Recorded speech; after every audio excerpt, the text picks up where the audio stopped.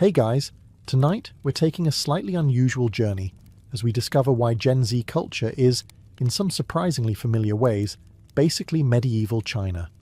So before you get comfortable, take a moment, like the video and subscribe, but only if you genuinely enjoy what I do here.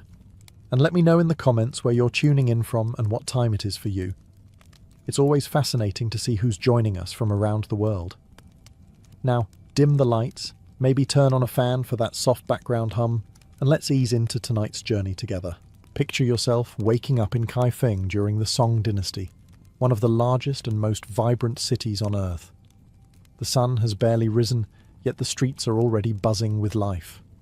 Merchants are rolling open their shops. Tea sellers are filling the morning air with the comforting scent of freshly brewed leaves, and craftsmen are arranging their finest goods where everyone can admire them. You came here expecting medieval simplicity. Instead, you've accidentally wandered into what feels suspiciously like a shopping district that forgot to invent electricity.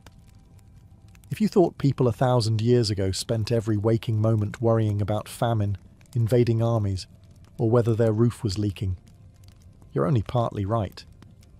They also worried about whether their clothes looked outdated.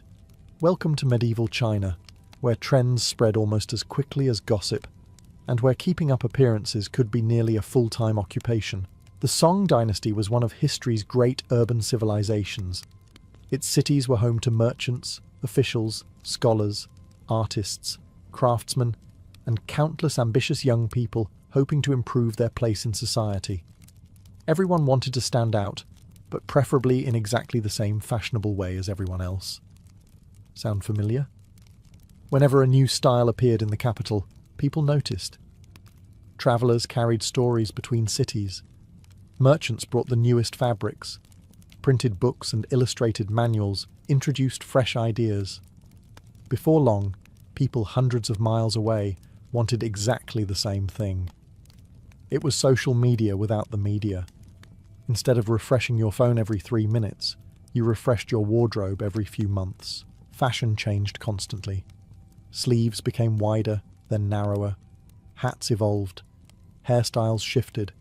Certain colours suddenly became desirable, while yesterday's favourite look quietly became today's embarrassment.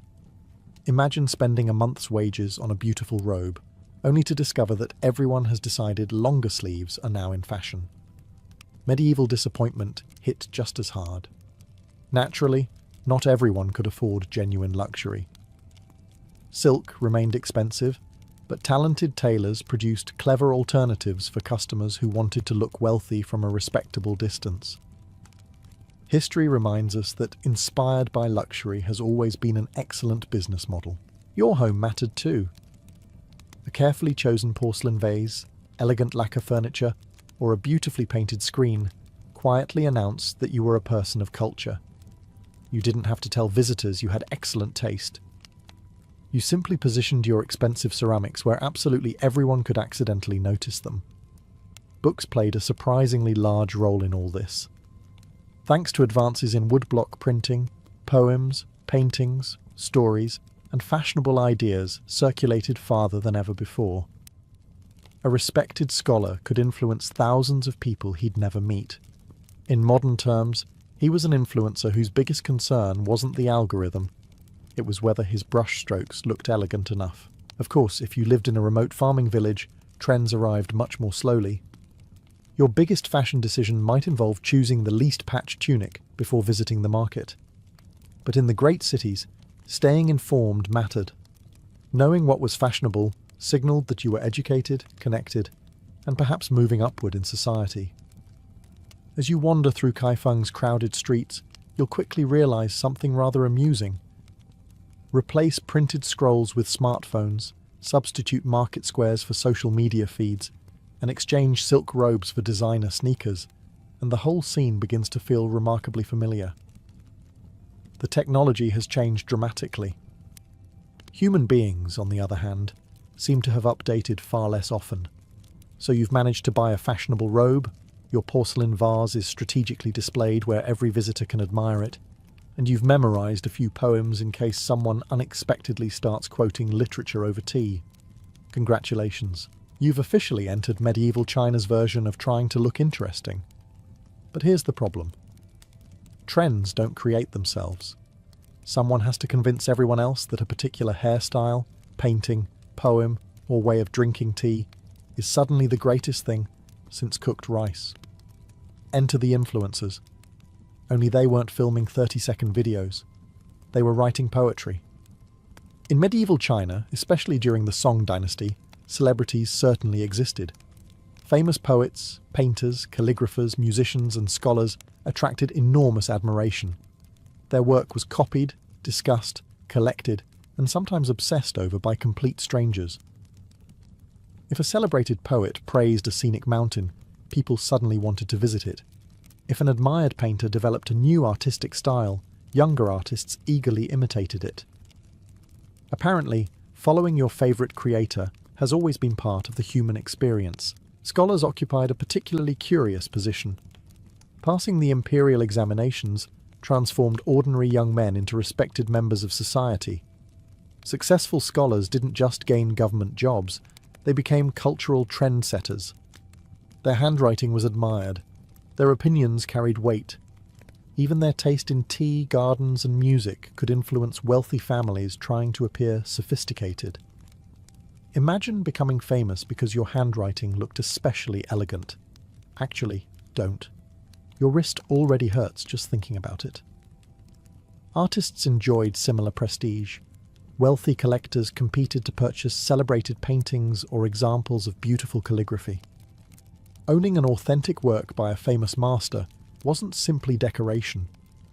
It quietly informed your guests that you possessed wealth, education, excellent taste, and enough disposable income to spend it on ink rather than another pig. Then there were the famous courtesans. Unlike ordinary entertainers, elite courtesans were often highly educated. Many mastered poetry, music, singing, painting, and conversation. Wealthy merchants and scholars gathered in elegant entertainment districts, not only for company but also for intellectual discussion. A witty conversation with a celebrated courtesan could enhance your reputation almost as much as publishing a respected poem yourself. If that sounds surprisingly modern, that's because reputation has always depended partly on who people see you spending time with. Even emperors occasionally shaped trends without intending to.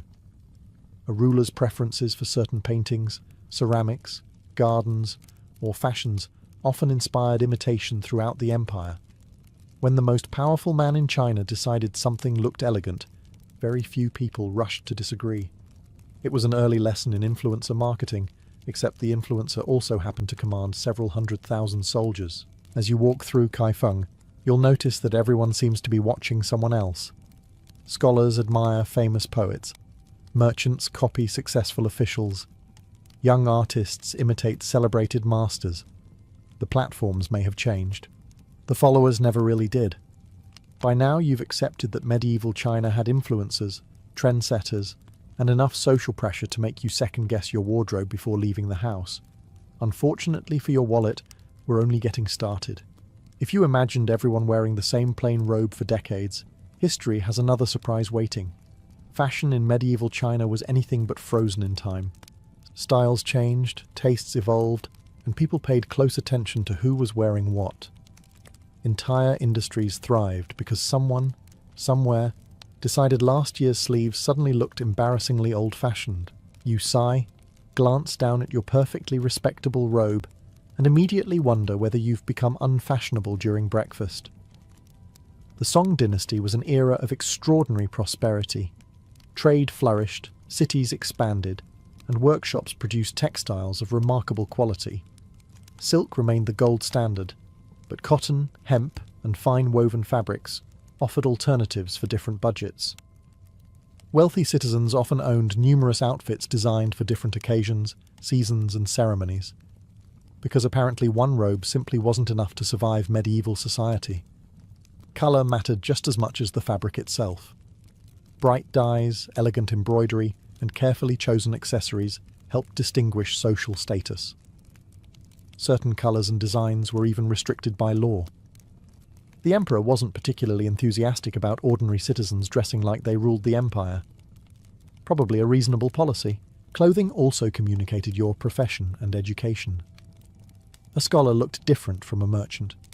An official dressed differently from a craftsman. Before anyone even spoke to you, your appearance offered clues about where you belonged in society, or where you hoped people believed you belonged. Naturally, some people stretched the truth. Wealthy merchants occasionally dressed with almost aristocratic elegance, while ambitious young men tried to imitate respected scholars long before earning the right. Looking successful sometimes came before actually becoming successful. Another tradition that has survived remarkably well. Women's fashion evolved constantly too. Hairstyles became increasingly elaborate, often decorated with jeweled hairpins, combs, fresh flowers, or delicate ornaments crafted from gold and jade. A fashionable hairstyle could require considerable time and assistance to create. After spending 2 hours arranging your hair, you would naturally hope nobody suggested taking a walk during a windy afternoon.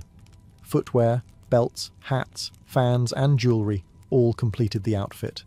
None of these details were random. Every accessory subtly communicated refinement, wealth, or personal taste. Even carrying an elegant folding fan could signal education and sophistication, while also serving the practical purpose of helping you survive a crowded summer marketplace. Perhaps the greatest irony is that everyone wanted to appear effortlessly elegant. Achieving that effortless appearance often required expensive fabrics, talented tailors, skilled hairdressers, carefully selected accessories, and enough preparation to make getting ready for a royal wedding seem perfectly reasonable. As you continue through medieval China, you begin to notice something strangely comforting. Every generation believes it has invented fashion. Every generation is wrong. At this point, you've dressed well, learned a few fashionable poems, and successfully pretended to understand expensive art without accidentally turning the painting upside down.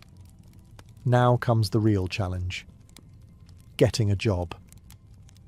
If you're hoping for a comfortable position in the imperial government, there's only one path that truly matters: passing the civil service examinations. These exams were among the most demanding in history, and they shaped the lives of millions of young Chinese men for centuries. Think of them as the world's most stressful college entrance exams, except your entire family's future, your social status, and possibly your marriage prospects are all riding on the result. No pressure. The examination system rewarded knowledge rather than noble birth, at least in theory.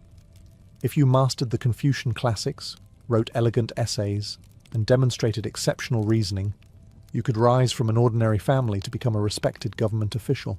It was one of the most merit-based systems the medieval world had ever seen. It was also absolutely exhausting. From childhood, students memorized enormous volumes of classical texts. Not summaries, not highlights, the entire works. Day after day, year after year, they copied passages, practiced calligraphy, debated philosophy, and refined their essays until every sentence flowed with perfect balance. Success demanded discipline that bordered on obsession. If you complain about reading 30 pages for school, medieval Chinese students would probably stare at you in complete silence. Then hand you another 5,000 pages. Families invested everything in promising sons. Parents hired tutors whenever they could afford them. Relatives contributed money. Entire households quietly revolved around one student's education because everyone understood what success could bring. A government position meant prestige, financial security, influence, and honor, not just for you, but for your entire family. Failing, however, could be devastating. Some candidates spent decades taking the exams again and again. They travelled hundreds of miles, rented rooms near examination halls, and devoted their adult lives to chasing a single opportunity. Many never succeeded. Imagine preparing for the same final exam until you're 50. Suddenly your high school chemistry test seems almost therapeutic. The examination compounds themselves looked intimidating. Thousands of tiny brick cells stretched in endless rows. During the exams, candidates were locked inside these narrow spaces for days at a time with little more than food, writing materials, and enough determination to keep their sanity from quietly leaving through the window. Cheating was severely punished. Papers were copied by officials before grading, so examiners couldn't recognize handwriting. Candidates were searched before entering. Some even tried hiding notes inside clothing or writing microscopic characters on personal belongings. Apparently, the phrase creative studying techniques has always had its limits. Yet, despite the immense pressure, young people continued chasing this dream generation after generation. Because whether it's earning an imperial degree or refreshing your inbox after submitting job applications, hope has always been one of humanity's strongest motivations. Some things, it seems, never stop being worth the stress.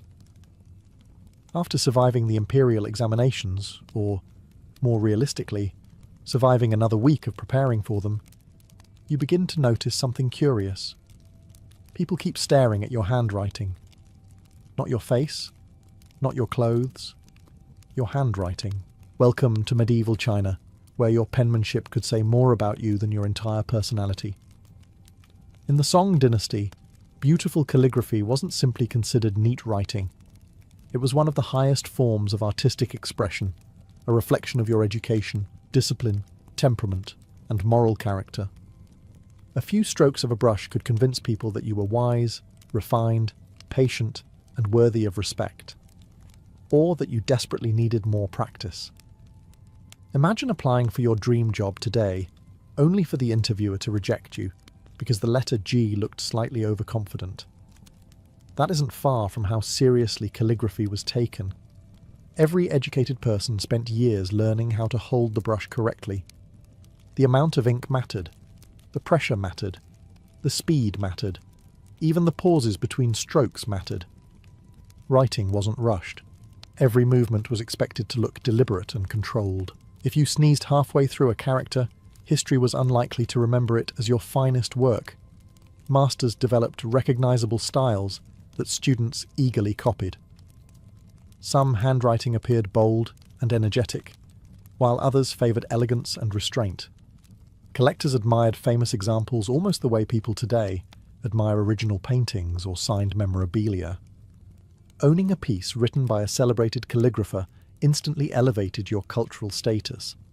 Displaying it prominently where visitors could accidentally notice it was, of course, entirely coincidental. Calligraphy also became a surprisingly social activity. Friends exchanged poems written by hand. Scholars gathered to admire each other's brushwork.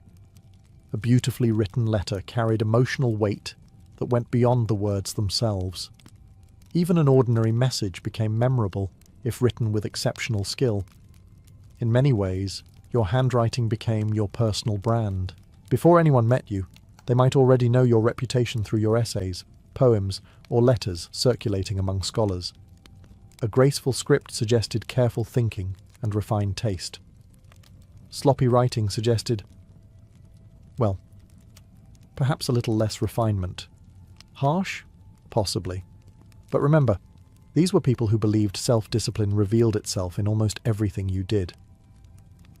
The remarkable thing is that calligraphy rewarded patience rather than speed. There was no shortcut, no secret technique, and certainly no magical brush that transformed terrible handwriting overnight.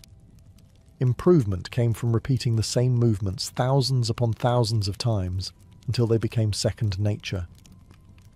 As you watch scholars quietly practicing beside open windows, dipping their brushes into fresh ink before beginning another page, you're reminded that every generation finds a different way to present itself to the world. Today, it might be your profile picture or carefully curated social media page. 1,000 years ago, it was whether you could make one simple character look effortlessly beautiful. Neither was quite as effortless as it appeared. You've dressed well, survived the examination system, and perfected your brushstrokes to the point where complete strangers now compliment your handwriting.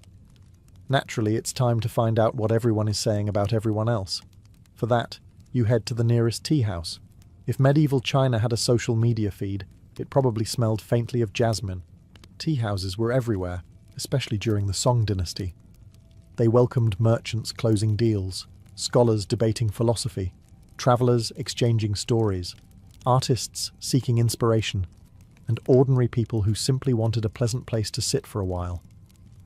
They weren't just businesses, they were information networks. Walk through the door and you'll immediately hear conversations flowing in every direction. One table discusses politics, another argues about poetry.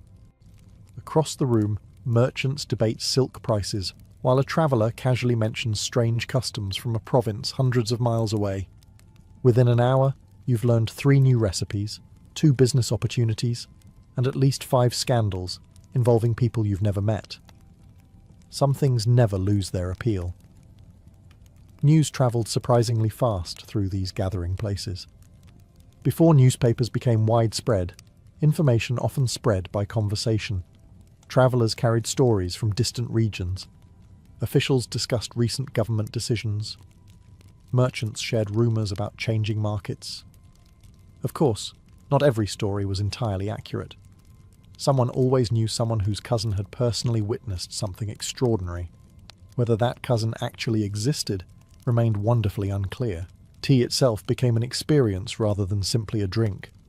Connoisseurs debated which leaves came from the finest mountains, which water produced the best flavour, and exactly how tea should be prepared. Entire books were written on the subject. Imagine ordering a cup of tea and accidentally starting a 40-minute discussion about mineral content. Actually, don't. That conversation probably still exists somewhere. Entertainment filled many tea houses as well. Professional storytellers recounted famous battles, ghost tales, romantic adventures, and historical dramas. Musicians performed elegant melodies, while audiences listened between conversations. Some establishments even hosted performers who attracted regular crowds eager for the latest story. If a storyteller introduced an especially exciting tale, word spread quickly across the city. Soon, everyone wanted to hear it. Congratulations! You've just witnessed a medieval viral trend. Tea houses also provided something every society needs: a place to see and be seen. Wearing your finest robe suddenly made more sense when dozens of people might notice it. Scholars hoped influential officials would recognize them. Merchants searched for wealthy customers. Young people quietly observed potential marriage prospects without making it too obvious. Or at least they hoped it wasn't obvious. As evening settles over the city and lanterns begin glowing outside the tea house windows, you realize these lively rooms offered far more than warm drinks. They connected people. And whether those connections happen across polished wooden tables or glowing phone screens, human beings have always found a comfortable place to exchange ideas, share stories, and politely discuss everyone else's business. After spending several evenings in tea houses, you've started to feel rather sophisticated. You can discuss poetry. You nod thoughtfully whenever someone mentions philosophy. You even hold your teacup with what you believe is impressive elegance. Then someone invites you to dinner. You immediately realize you've been promoted from casual observer to active participant in medieval China's unofficial competition for who can host the most impressive meal. Because food wasn't just about staying alive, it was about making a statement. The Song dynasty witnessed an explosion of culinary creativity. Prosperous cities supported hundreds of restaurants serving regional specialties from across the empire. If you had enough money, you could enjoy dishes from distant provinces without ever leaving the capital. It was the medieval equivalent of deciding you suddenly wanted Italian food while sitting in Tokyo. Trade made this possible. Merchants transported spices, fruits, seafood, fine wines, and luxury ingredients over enormous distances. Wealthy families took pride in serving unusual delicacies that demonstrated both their wealth and their connections. If your guests asked, "Where did you find this?" you were already winning. Banquets became elaborate performances. One course followed another, each carefully arranged to surprise and delight. Fish might be carved into artistic shapes. Dumplings resembled flowers. Cakes were decorated with astonishing precision. Someone had clearly decided that eating should involve just enough hesitation to admire the presentation before destroying it completely. Hosts paid close attention to balance. Sweet, sour, salty, bitter, and aromatic flavors were carefully combined. Color mattered almost as much as taste. A beautiful table reflected refinement, patience, and education. Simply piling food onto a plate like a small mountain was generally not considered elegant. Although, privately, everyone probably wanted the mountain. Restaurants competed fiercely for customers. Some became famous for a single signature dish. Others attracted visitors with beautiful gardens, musicians, or spectacular views overlooking rivers and canals. Travelers often wrote enthusiastic descriptions of memorable meals, helping popular establishments build reputations far beyond their own cities.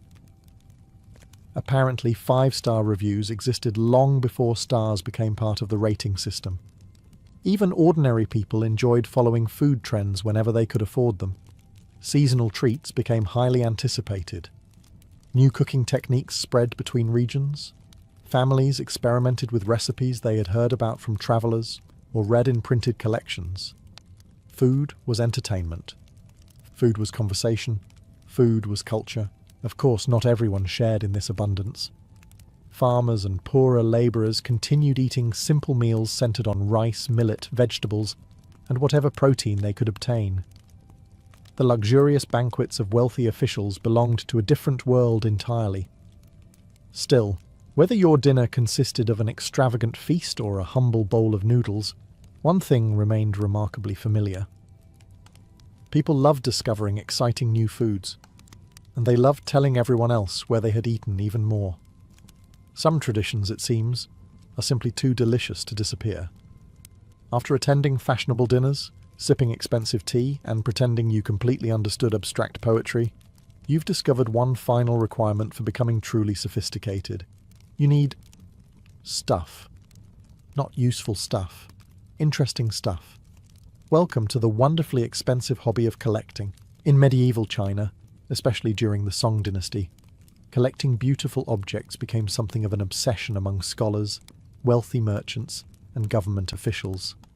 Owning rare items wasn't simply about showing off your wealth. At least, that was the official explanation. Unofficially, showing off was certainly helping. The most sought-after treasures included porcelain, paintings, calligraphy, jade carvings, bronze antiques, rare books, unusual stones, and finely crafted inkstones.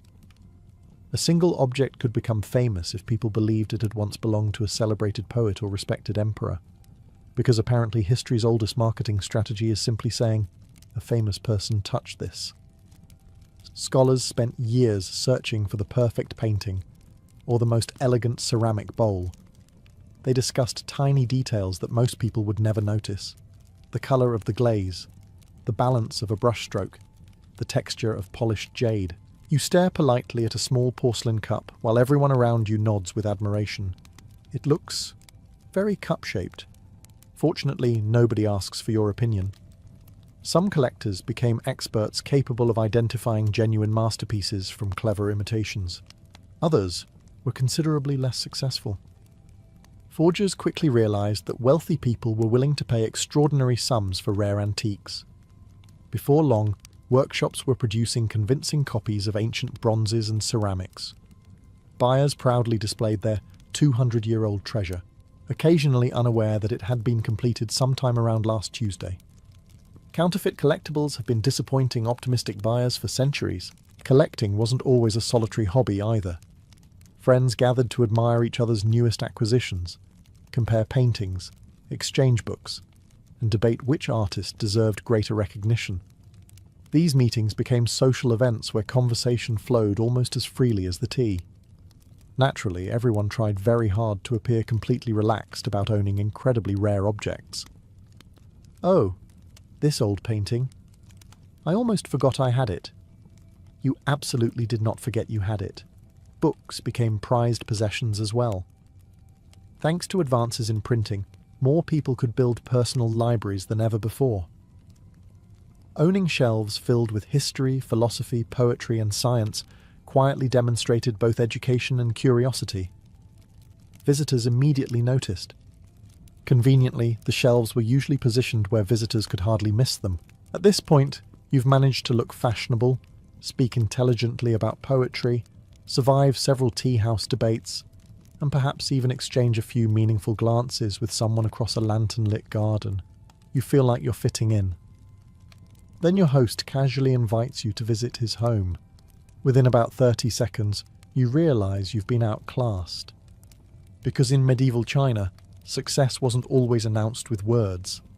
It was displayed. The Song dynasty produced one of the wealthiest urban societies the medieval world had ever seen.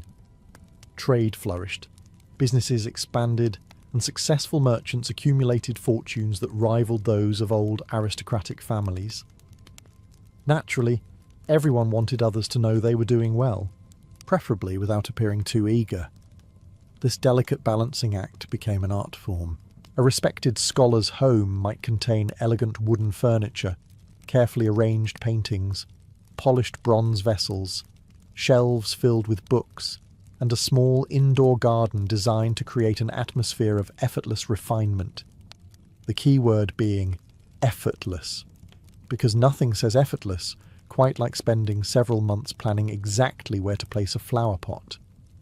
Gardens themselves became powerful status symbols. Wealthy families invested enormous sums creating peaceful landscapes with winding paths, decorative rocks, bamboo groves, lotus ponds, and carefully shaped trees. The goal wasn't simply beauty.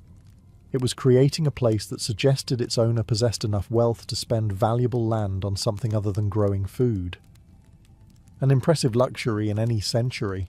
Even pets reflected status. Exotic birds with beautiful songs, rare fish swimming through ornamental ponds, and unusual animals occasionally appeared in elite households. Owning something uncommon quietly reminded visitors that your connections and your budget extended well beyond the ordinary. Although convincing a particularly stubborn bird to sing on command was apparently much harder than purchasing it. Clothing continued to play its role as well. Fine silk robes, embroidered belts, jade ornaments, and carefully crafted shoes all communicated social standing before you even introduced yourself. The trick was appearing elegant without crossing the invisible line into looking arrogant. A line that everyone claimed to understand. A line that very few consistently found. Perhaps the most valuable status symbol, however, wasn't something you could buy. It was time. Having enough leisure to paint, compose poetry, study philosophy, tend a garden, host elegant gatherings, or practice calligraphy suggested you weren't trapped by the daily struggle to earn your next meal. Free time itself became a quiet display of success. Ironically, many wealthy people worked tirelessly to create the appearance that they never had to work at all. As you leave another beautifully decorated home, you begin noticing the pattern. People weren't collecting beautiful things simply because they enjoyed them. They were carefully telling a story about themselves. Today that story might be told through luxury cars, designer watches, perfectly curated homes, or carefully edited social media photos. 1,000 years ago, it was told through silk robes, porcelain, gardens, and libraries, different props, exactly the same audience. And just like today, everyone insisted they weren't trying to impress anyone, while hoping everyone noticed anyway. You've explored elegant gardens, admired priceless paintings, and politely pretended to understand why one particular porcelain bowl is apparently more exciting than all the other porcelain bowls. Now you're ready for a night out, and medieval China has no shortage of options. One of the biggest surprises waiting for you is just how entertained people expected to be. The great cities of the Song dynasty weren't quiet places where everyone stayed home, reading Confucius by candlelight. They were filled with music, laughter, performances, festivals, storytellers, and crowds looking for the next exciting attraction. If anything, people were remarkably good at finding reasons not to stay home. As evening falls, lanterns illuminate busy streets, while entertainment districts come alive. Tea houses fill with audiences listening to professional storytellers recount famous battles, ghost stories, romantic adventures, and legendary heroes. The best performers don't simply read from a script, They perform. Their voices rise and fall dramatically. They imitate different characters. They pause at exactly the right moment, leaving the audience desperate to hear what happens next. Congratulations. You've just discovered the medieval version of ending every episode on a cliffhanger. Musicians are equally popular. Skilled performers play instruments such as the guqin, pipa, flutes and drums, filling restaurants and gardens with elegant melodies. Wealthy families often invite musicians to private banquets, while public performances attract crowds throughout the city. Some songs become incredibly fashionable. You can't stop hearing them. Eventually you begin wondering whether ancient people also complained. They keep playing the same tune everywhere. The answer is almost certainly yes. Theatre flourishes as well.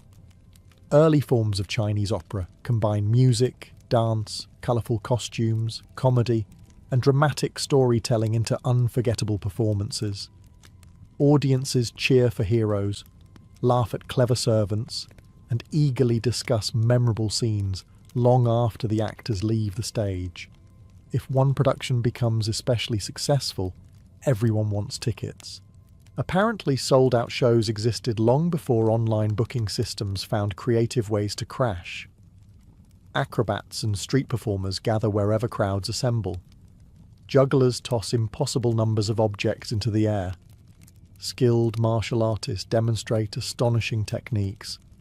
Magicians perform tricks that leave audiences scratching their heads, convinced real spirits must somehow be involved. The magician, naturally, never explains. Professional wrestling may reveal its secrets. Professional magic never does. Children gather around puppet shows while adults gamble on games of strategy or watch competitive board games played by astonishingly talented masters. Even flying kites evolves into both recreation and artistic expression, with elaborate designs decorating the skies during festivals. As you wander through the lively streets, you realise entertainment isn't simply filling spare time, it's creating shared experiences. Tomorrow morning, everyone will be talking about the funniest storyteller, the most spectacular acrobat, or the actor who completely stole the show. 1,000 years later, the conversations sound remarkably similar. Only now, instead of recommending a performance at the local theatre, someone sends you a link. After weeks of exploring medieval China, you've reached a sensible conclusion. This civilization never seems to stop celebrating. Every time you think the city might finally enjoy a quiet weekend, someone hangs lanterns across the streets. Musicians appear from nowhere. Food stalls multiply overnight, and half the population heads toward a festival. You weren't even invited. You just followed the crowd. Fortunately, so did everyone else. Festivals were some of the most anticipated moments of the year. They marked religious celebrations, seasonal changes, harvests, imperial birthdays, and countless local traditions. Entire cities transformed themselves. Streets became rivers of people, markets expanded, performers filled every open square, and merchants prepared months in advance for the enormous crowds. Missing one wasn't simply disappointing.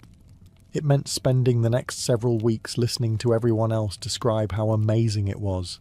The Lantern Festival stood among the grandest celebrations. As darkness fell, thousands upon thousands of lanterns illuminated streets, bridges, gardens and temples with glowing reds, golds, and soft whites. Some lanterns were simple. Others resembled dragons, birds, flowers, or entire miniature buildings crafted by remarkably patient artisans. You stop to admire one particularly beautiful lantern, then another, then another. 3 hours later, you've somehow walked only 2 streets. Festival food became an attraction in its own right. Vendors sold sweet pastries, roasted chestnuts, dumplings, noodles, candied fruit, steamed buns, and regional specialties that people eagerly searched for each year. Certain treats only appeared during particular festivals, making them even more desirable. Apparently, limited-time menus have been emotionally manipulating customers for centuries. Games and competitions filled every available space. Families solved lantern riddles for prizes. Children chased colourful toys through crowded streets. Musicians competed for audiences, while storytellers tried to gather the largest crowds with tales of heroes, ghosts, or impossible romances. Of course, everyone wanted to attend the most popular performances. Nobody wanted to discover afterward that another storyteller had been even better. Sound familiar? Festivals also offered something increasingly rare in everyday life. Everyone was together. Scholars stood beside merchants. Craftsmen wandered alongside wealthy officials. Travellers mixed with local families. For a brief moment, people from very different backgrounds shared the same music, the same food, and the same excitement. It created memories people talked about for months, perhaps even longer, if something especially unusual happened. As you make your way home beneath glowing lanterns, carrying a snack you definitely didn't plan to buy, you notice the streets are still full despite the late hour. Nobody seems eager for the celebration to end, because human beings have always feared missing the moment everyone else will remember. Today, that feeling might arrive through photos, videos, and endless social media posts.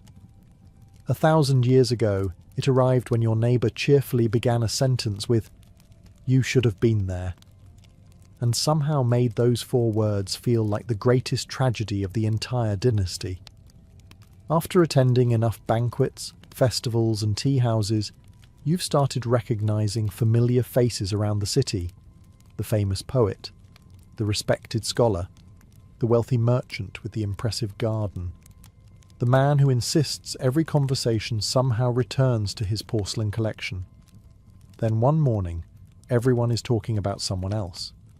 Not because they accomplished something remarkable, because they embarrassed themselves. You quickly learn that reputation in medieval China wasn't something you owned forever. It was something you had to protect every single day. Confucian society placed enormous importance on honour, dignity, proper behaviour, and what historians often describe as saving face. While the exact idea was more complex than the modern expression, your public image mattered tremendously. How people viewed your character could influence friendships, business opportunities, marriage prospects, and even your career. One foolish mistake had a habit of becoming everyone's favourite conversation. Tea houses helped with that. News travelled astonishingly fast through crowded cities. An official who accepted an obvious bribe, a scholar caught behaving dishonourably, or a merchant accused of cheating customers could find their reputation damaged almost overnight. There were no trending hashtags. There were, however, thousands of people who enjoyed repeating an interesting story, which often proved just as effective. Scholars especially lived under constant scrutiny. They were expected to embody Confucian virtues: honesty, humility, respect, self-control, and integrity.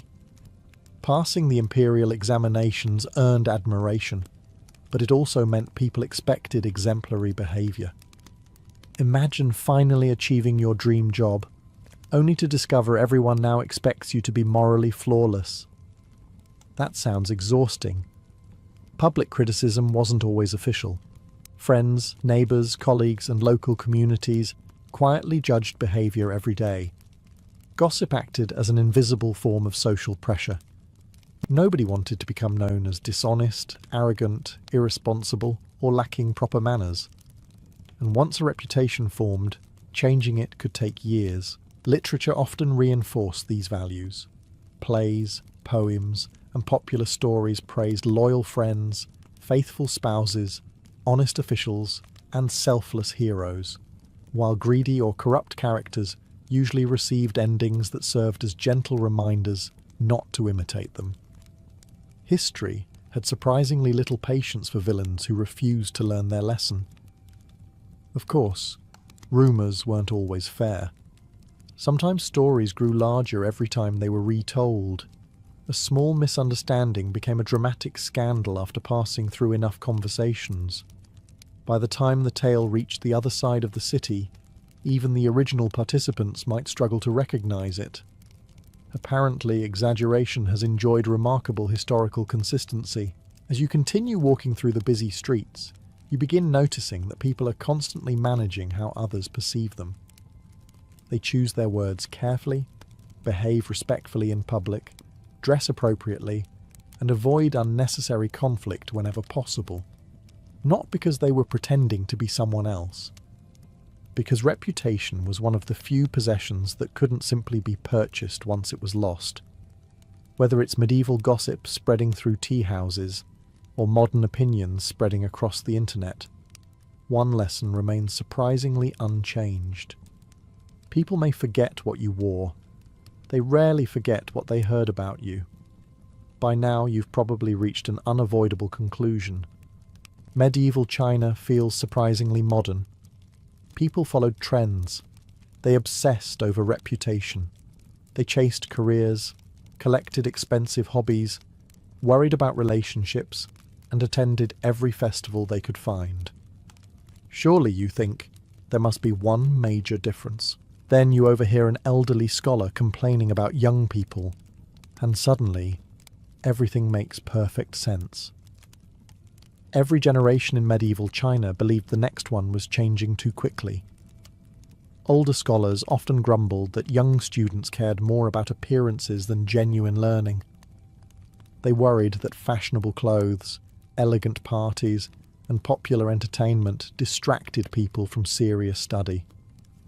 Some argued that ancient virtues were being forgotten as cities became wealthier and more comfortable.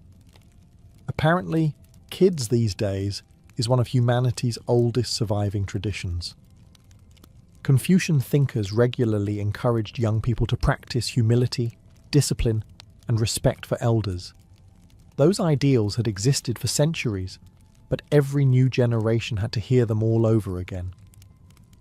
Because every older generation quietly assumes they were the last sensible people to ever exist. Young scholars, meanwhile, didn't necessarily see themselves as irresponsible. They simply grew up in a different world. The Song dynasty was richer, more urban, and more connected than many earlier periods. New technologies, expanding trade, and growing cities naturally changed how people dressed, worked, and socialized. Progress has a habit of making previous generations uncomfortable. Printing is a perfect example. Older intellectuals sometimes worried that books becoming easier to obtain would somehow reduce the value of learning. If knowledge became too accessible, would students appreciate it as deeply? You can almost hear the conversation. When I was your age, we copied every page by hand. And we respected the brush. Modern students suddenly feel very fortunate. Fashion created similar debates. Every few years, someone insisted that clothing styles had become too extravagant. Hairstyles were criticized for being excessive. Luxury goods were blamed for encouraging vanity. History's wardrobe complaints have shown remarkable consistency. Entertainment also came under attack. Popular storytelling, music, theatre, and public performances attracted enormous audiences. But conservative voices occasionally warned that people were spending too much time having fun instead of improving themselves.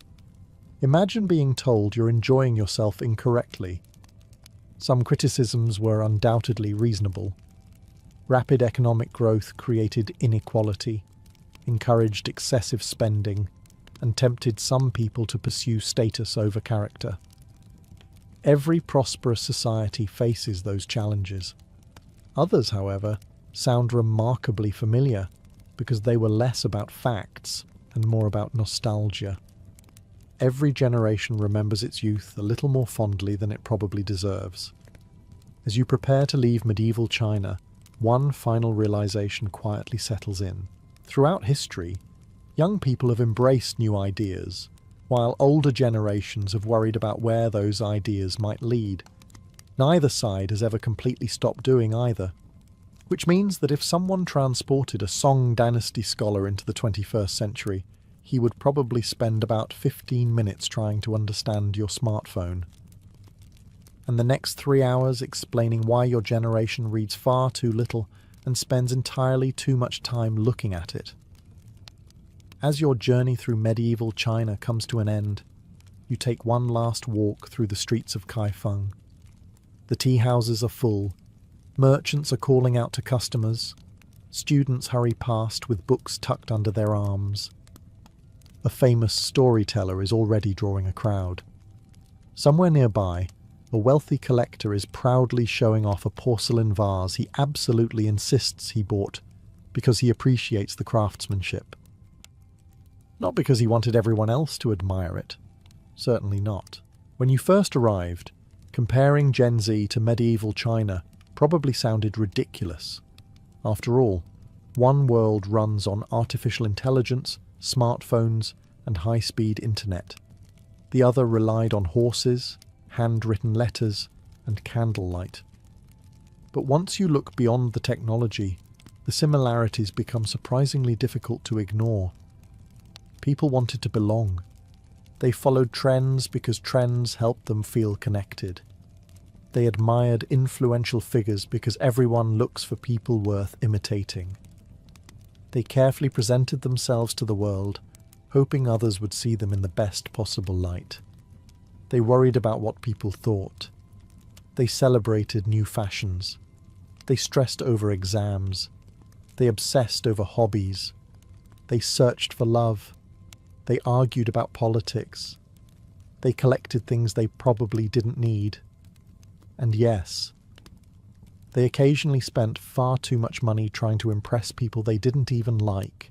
Human beings have always been remarkably committed to making life more complicated than necessary.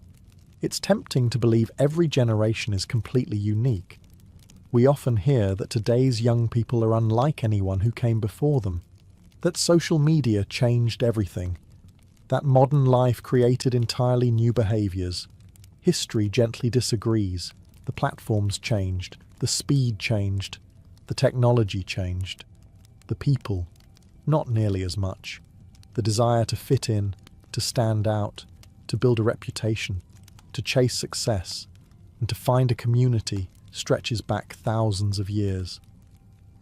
Medieval Chinese scholars sought approval from respected teachers, just as today's creators hope for positive comments. Festival crowds gathered for shared experiences, just as millions now gather around global events online.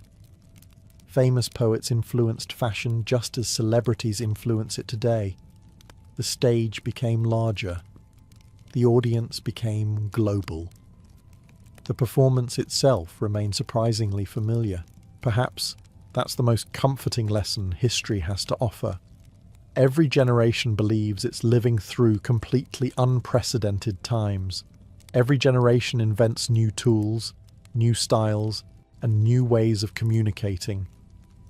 Yet beneath all those changes, people continue laughing at the same jokes, worrying about the same futures, falling in love the same way, and wondering whether everyone else has life figured out better than they do. Spoiler alert. The people of medieval China didn't. Neither did their grandparents. Neither do we. Imagine waking up in ancient Rome, Athens, or Alexandria and discovering that half the city is talking about you before you've even finished breakfast. Not because you accomplished something extraordinary, not because you committed a crime, but because someone, somewhere, confidently told a story that sounded just believable enough to spread. Long before newspapers printed sensational headlines or social media rewarded outrage with endless attention, humanity had already perfected the art of gossip. The technology was different. The psychology was exactly the same. Every civilization had its own version of the rumour mill. In Greece, it gathered beneath the shaded colonnades of the agora, where philosophers debated lofty ideas only a few steps away from fishmongers debating who was secretly bankrupt. In Rome, the forum buzzed with politicians, merchants, lawyers, veterans, and idle spectators, all eager for the latest scandal. Egypt had temple courtyards filled with priests, pilgrims, and scribes. Across the ancient world, markets functioned as shopping centres, newsrooms, and comment sections rolled into one. And unlike today's anonymous online accounts, rumours came wrapped in a far more convincing package. My cousin heard it from a legionary. A merchant arriving from Corinth swears it's true. A servant in the governor's household saw everything. Whether any of these people actually existed was another matter entirely. Ancient societies depended almost completely on word of mouth. Most people could not read, and even among those who could, official announcements were rare and slow to circulate.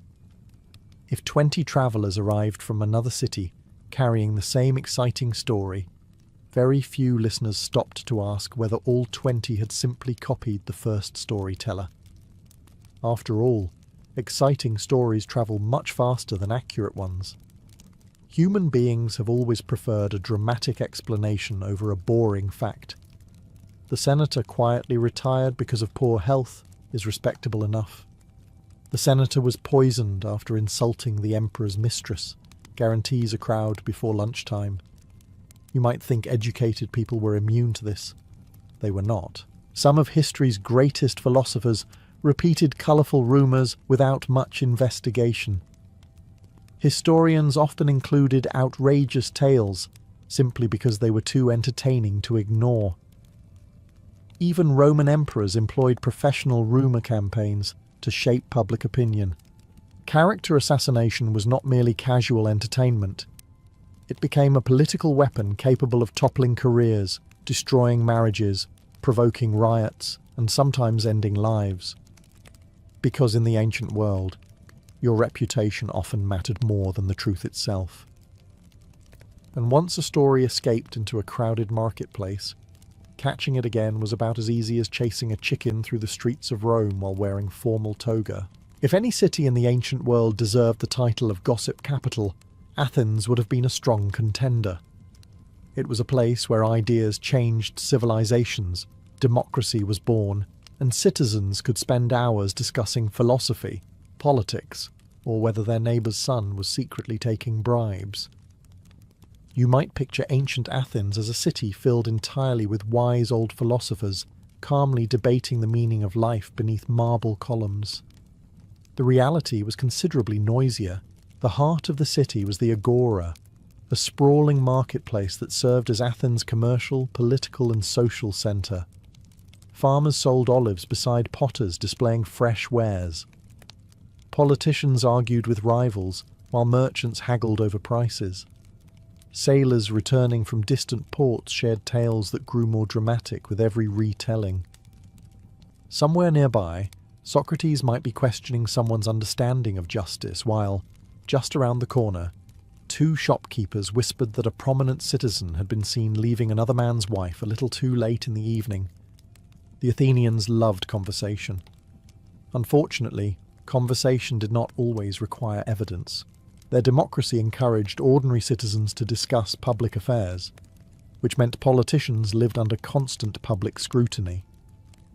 Reputation could determine whether someone won an election, lost a lawsuit, or found himself ostracized from the city altogether.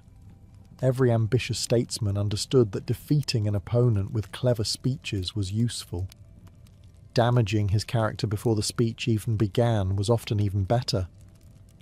One of the most famous victims was Pericles, the celebrated leader who guided Athens during its golden age. His political enemies rarely attacked only his policies. Instead, they spread stories about his private life, mocked his appearance, and targeted his companion Aspasia, portraying her as a dangerous foreign influence, manipulating Athenian politics from behind closed doors. Whether these accusations held any truth mattered less than the fact that people repeated them. Comic playwrights eagerly joined the spectacle. Public theatre became an acceptable place to ridicule famous citizens before thousands of spectators. Politicians, generals, philosophers, and wealthy families all found themselves transformed into punchlines. Imagine attending a comedy show only to discover that half the script consisted of jokes about your personal life. Ancient Athenians called that entertainment. The remarkable part is how familiar it all feels. Public opinion was shaped not only by facts, but by wit, repetition, and emotion. Once enough people laughed at a rumour or repeated it over dinner, it acquired a strange kind of credibility. Athens celebrated free speech as one of its greatest achievements, but that same freedom also ensured that rumours could roam the city just as freely as philosophers themselves. As Athens demonstrated how gossip could shape democracy, Rome transformed it into something far more dangerous, an instrument of power. By the time the Roman Republic evolved into an empire, reputation had become a form of currency. A respected name could win elections, attract wealthy allies, and open the doors of the Senate. A ruined name could leave a man politically finished before he ever had the chance to defend himself. You didn't always need to eliminate your enemies. Sometimes you simply had to make everyone stop trusting them. Rome offered countless places for rumours to flourish.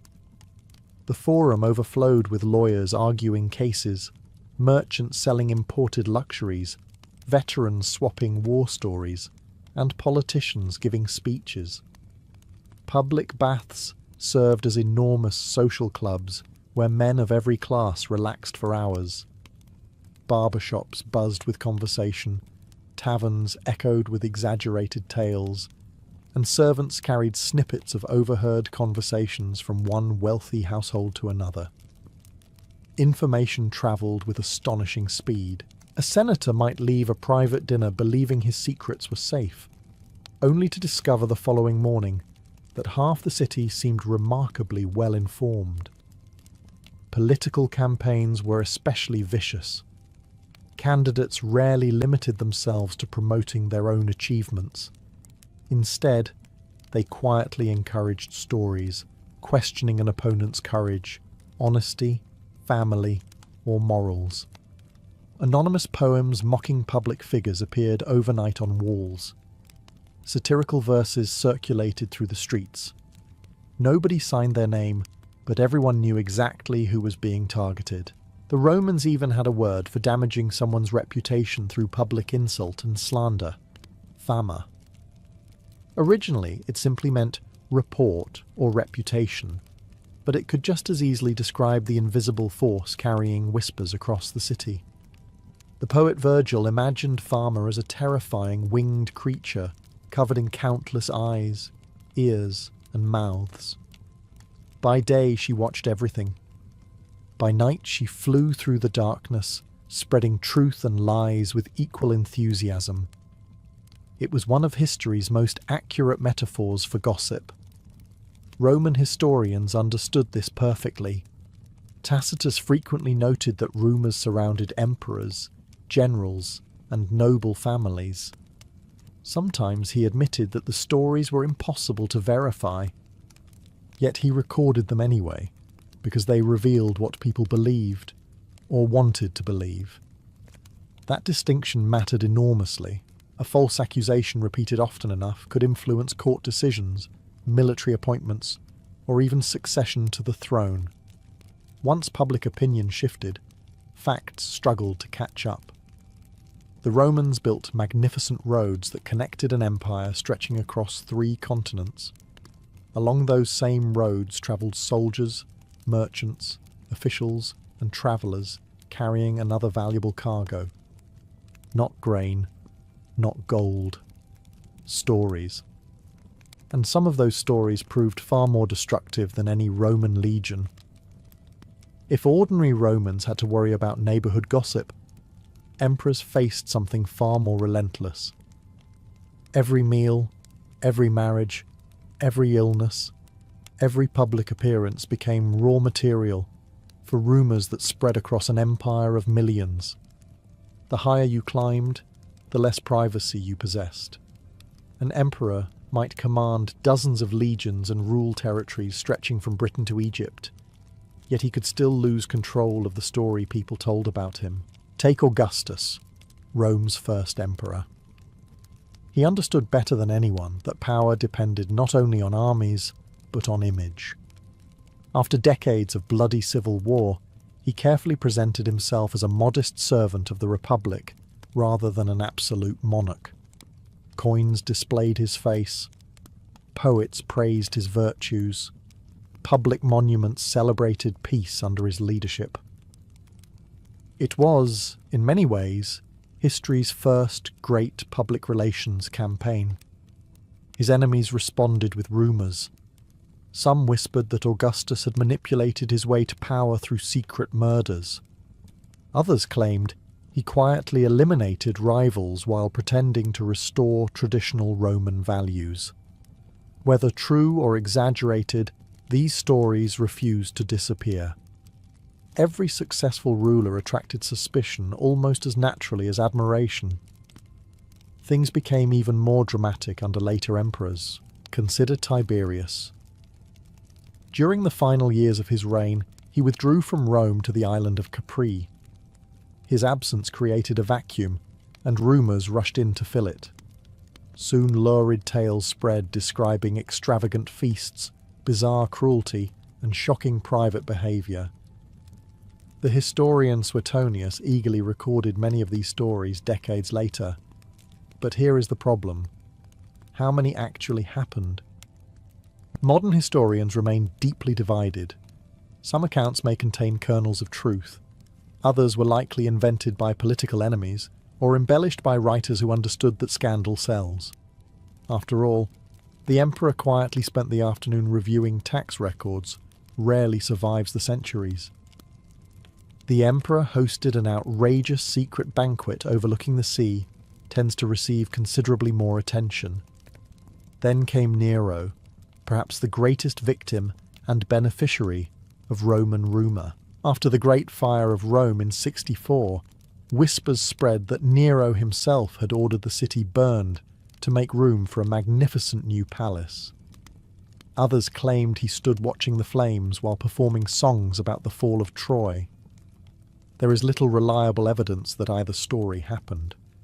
Yet 2,000 years later, countless people still picture Nero calmly playing music as Rome burned around him. That is the extraordinary power of gossip. A rumour repeated often enough does more than damage a reputation. Sometimes it replaces reality altogether. And once history begins repeating the story, separating fact from fiction becomes one of the hardest tasks any historian can face. Most rumours disappear within days. Ancient rumours had a remarkable habit of surviving for centuries. The reason was surprisingly simple.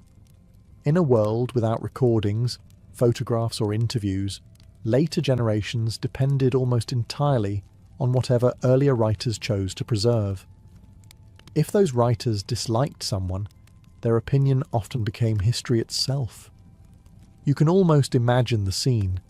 A historian sits at his desk decades after an emperor has died. Witnesses are gone. Official documents have vanished. All that remains are old stories, political speeches, private letters, and rumours repeated so often they have started sounding like facts. What should he believe? Sometimes the answer was, why not write down all of it? One of the greatest examples is Suetonius, whose collection The 12 Caesars remains one of our richest sources for the early Roman emperors. His biographies are endlessly entertaining. They are filled with outrageous anecdotes, embarrassing scandals, strange habits, and colourful gossip. You learn which emperor supposedly enjoyed lavish feasts, who feared thunderstorms, who insulted senators, and who allegedly behaved in ways that would have fueled an entire year's worth of modern tabloids. The problem is that Suetonius rarely tells us how much of it he actually verified. He often introduces a story with phrases like, "it is said," or "many believed." Those few words should make every historian pause. Tacitus, another brilliant Roman historian, was generally more cautious. Yet even he occasionally recorded rumours because they revealed public opinion. He understood that whether a story was true or false, people acted on what they believed. A false accusation could spark a rebellion just as easily as a genuine crime. In other words, rumours had historical consequences, even when they were completely invented. Character assassination became especially easy after someone died. A deceased emperor could no longer deny the accusations. A disgraced politician could no longer defend his reputation. Victorious rulers often encouraged writers to portray defeated rivals as monsters, fools, or tyrants. Every new dynasty had an incentive to make the previous one look terrible. After all, replacing a villain always makes your own rise appear far more heroic. As a result, some historical figures remain trapped inside stories written by their enemies. Modern historians spend countless hours comparing texts, archaeological evidence, coins, inscriptions, and official records, trying to separate exaggeration from reality. Sometimes they succeed, sometimes they don't. Because once gossip enters the historical record, it becomes astonishingly difficult to remove. Long after the whispers have faded from the streets, they continue echoing through books, classrooms, documentaries, and conversations, reminding us that history does not simply preserve the past. It also preserves humanity's favourite stories, whether they happened or not. If there was one rule that remained remarkably consistent across the ancient world, it was this: powerful women attracted extraordinary rumours. The more influence a woman appeared to possess, the more outrageous the stories became. Sometimes the accusations had a grain of truth. More often they revealed far more about the fears of the storytellers than about the women themselves. Take Cleopatra, perhaps the most famous victim of character assassination in all of history. Ask someone today how she gained power, and you'll often hear the same answer: beauty and seduction. Yet the real Cleopatra was far more formidable. She spoke multiple languages, understood economics, commanded fleets, negotiated with foreign rulers, and navigated one of the most dangerous political landscapes of the ancient Mediterranean. She inherited a kingdom surrounded by Rome's expanding influence and managed to preserve Egypt's independence for nearly 2 decades. That alone should have made her famous. Instead, many Roman writers preferred another story. After Octavian defeated Mark Antony and Cleopatra, he faced a political challenge. Rome had just endured another brutal civil war. He needed Romans to believe they had not fought fellow citizens, but had instead defeated a dangerous foreign queen who had bewitched one of their greatest generals. It was brilliant propaganda. Suddenly, Cleopatra became the exotic temptress from the East. She was portrayed as manipulative, extravagant, immoral, and almost magically capable of controlling powerful Roman men. Antony, according to this version, had not made poor political decisions of his own. He had simply fallen under her spell. Conveniently, this narrative made Octavian look like the saviour of Rome. Cleopatra never had the opportunity to answer these accusations. The Roman version largely survived because Rome won. She was hardly alone. Fulvia, the wife of Mark Antony, earned a reputation for being overly ambitious simply because she participated in politics during a time when many believed women should remain in the background. Livia, wife of Augustus, became the subject of persistent whispers, claiming she poisoned rivals to secure the throne for her son Tiberius. Ancient historians repeated these suspicions, yet modern scholars have found remarkably little evidence to support many of them. Still, the rumours endured. Ancient audiences loved dramatic villains, and a politically influential woman often fit the role perfectly. The pattern feels surprisingly familiar. Confident women were labelled manipulative. Intelligent women were called dangerous. Successful women were accused of secret schemes that supposedly explained achievements others struggled to accept.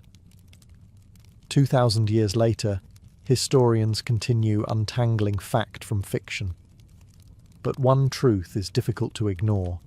Sometimes the greatest weapon used against a powerful woman was not an army, a dagger, or a courtroom. It was simply a story that refused to die. Most gossip destroys a friendship. Ancient gossip occasionally destroyed entire kingdoms. When diplomacy depended on trust, and trust depended on reputation, a carefully planted rumour could become as dangerous as an invading army. Kings, generals, and ambassadors all understood that information was a weapon. Sometimes it was far cheaper to poison an enemy's reputation than to fight his soldiers. One of the oldest examples comes from the Persian Wars. As the vast Persian Empire expanded westward, the Greeks told endless stories about Persian rulers.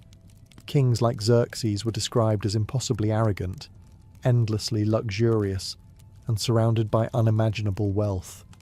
Some accounts were certainly based on reality. Others grew more extravagant every time they crossed the Aegean Sea. The Persians were not simply enemies. They became symbols of everything Greeks claimed they were not.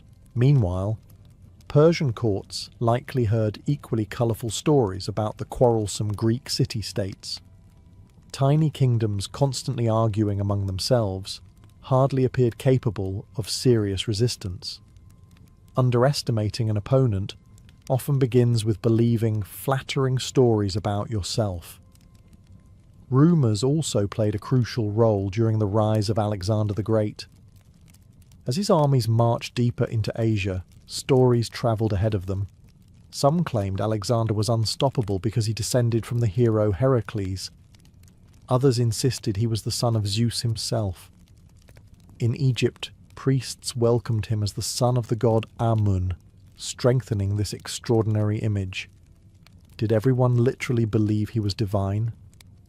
Probably not. But the rumour itself served an important purpose. If soldiers believed their commander possessed divine favour, confidence soared.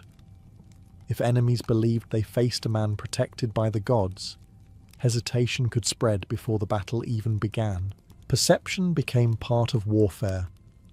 The Romans perfected this strategy. Before invading new territories, they often portrayed rival leaders as savage, treacherous, or irrational. Julius Caesar's own writings about Gaul carefully emphasized the dangers posed by Celtic tribes. While many descriptions reflected genuine military threats, they also helped justify years of expensive campaigning back in Rome. A terrifying enemy made an ambitious conquest seem necessary rather than opportunistic. Political rumours worked inside empires as well. False reports of an emperor's death could trigger rebellions hundreds of miles away. Whispers that a governor planned to betray the throne caused armies to change loyalties overnight. Sometimes these stories proved completely false, but by the time the truth arrived, battles had already been fought.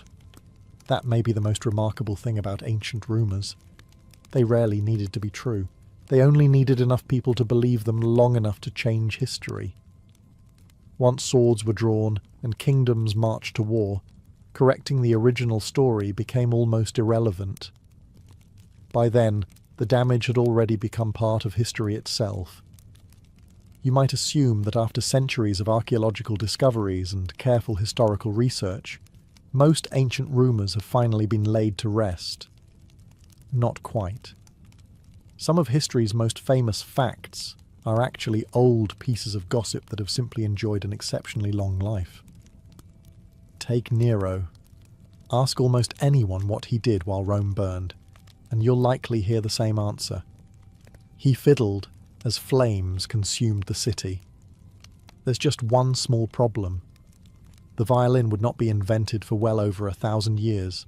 Ancient writers actually claimed Nero sang while accompanying himself on a stringed instrument called a cithara.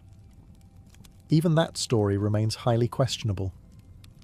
Some sources place him miles away from Rome when the fire began, while others say he returned quickly to organise relief efforts, opening public buildings to shelter those who had lost their homes. None of those details are nearly as memorable as the image of a mad emperor serenading a burning city. So that version survived. Or consider Caligula. He is often remembered as the emperor who appointed his horse Incitatus as a senator. It is one of history's favourite examples of imperial insanity. Except there is very little evidence that it actually happened. Ancient sources suggest Caligula planned to honour his prized horse with extravagant gifts, and perhaps joked that the animal would make a better senator than many of the men serving in Rome. Given the emperor's sharp sense of mockery, it would not have been entirely out of character. Somewhere along the way, satire became accepted as literal history. Then there is the infamous story of Marie Antoinette supposedly declaring, "Let them eat cake." Although she lived many centuries after the ancient world, her example perfectly illustrates how character assassination works across history. There is no reliable evidence she ever uttered those words, yet they became attached to her because they perfectly matched the public image her enemies wanted to create, an arrogant ruler completely detached from ordinary people. The lesson is timeless. People rarely remember the most accurate version of events. They remember the most satisfying one. Historians constantly wrestle with this problem. Every inscription uncovered, every forgotten letter translated, and every archaeological discovery forces old assumptions to be questioned. Sometimes long-repeated stories collapse under the weight of new evidence. Other times they remain stubbornly alive simply because they are too entertaining to abandon, and perhaps that is gossip's greatest victory. A rumour does not truly succeed when everyone believes it. It succeeds when people stop asking whether it was ever true in the first place. Even after 2,000 years, some of the ancient world's most successful character assassinations continue shaping how we remember the people who can no longer defend themselves. If you stepped into the ancient world believing that only modern society can cancel someone, you would be in for a rude surprise. Ancient civilizations had their own methods of erasing reputations. They simply lacked hashtags. When a person's public image became damaged beyond repair, the consequences could be devastating. A politician might lose an election before casting a single speech. A merchant could see customers quietly disappear.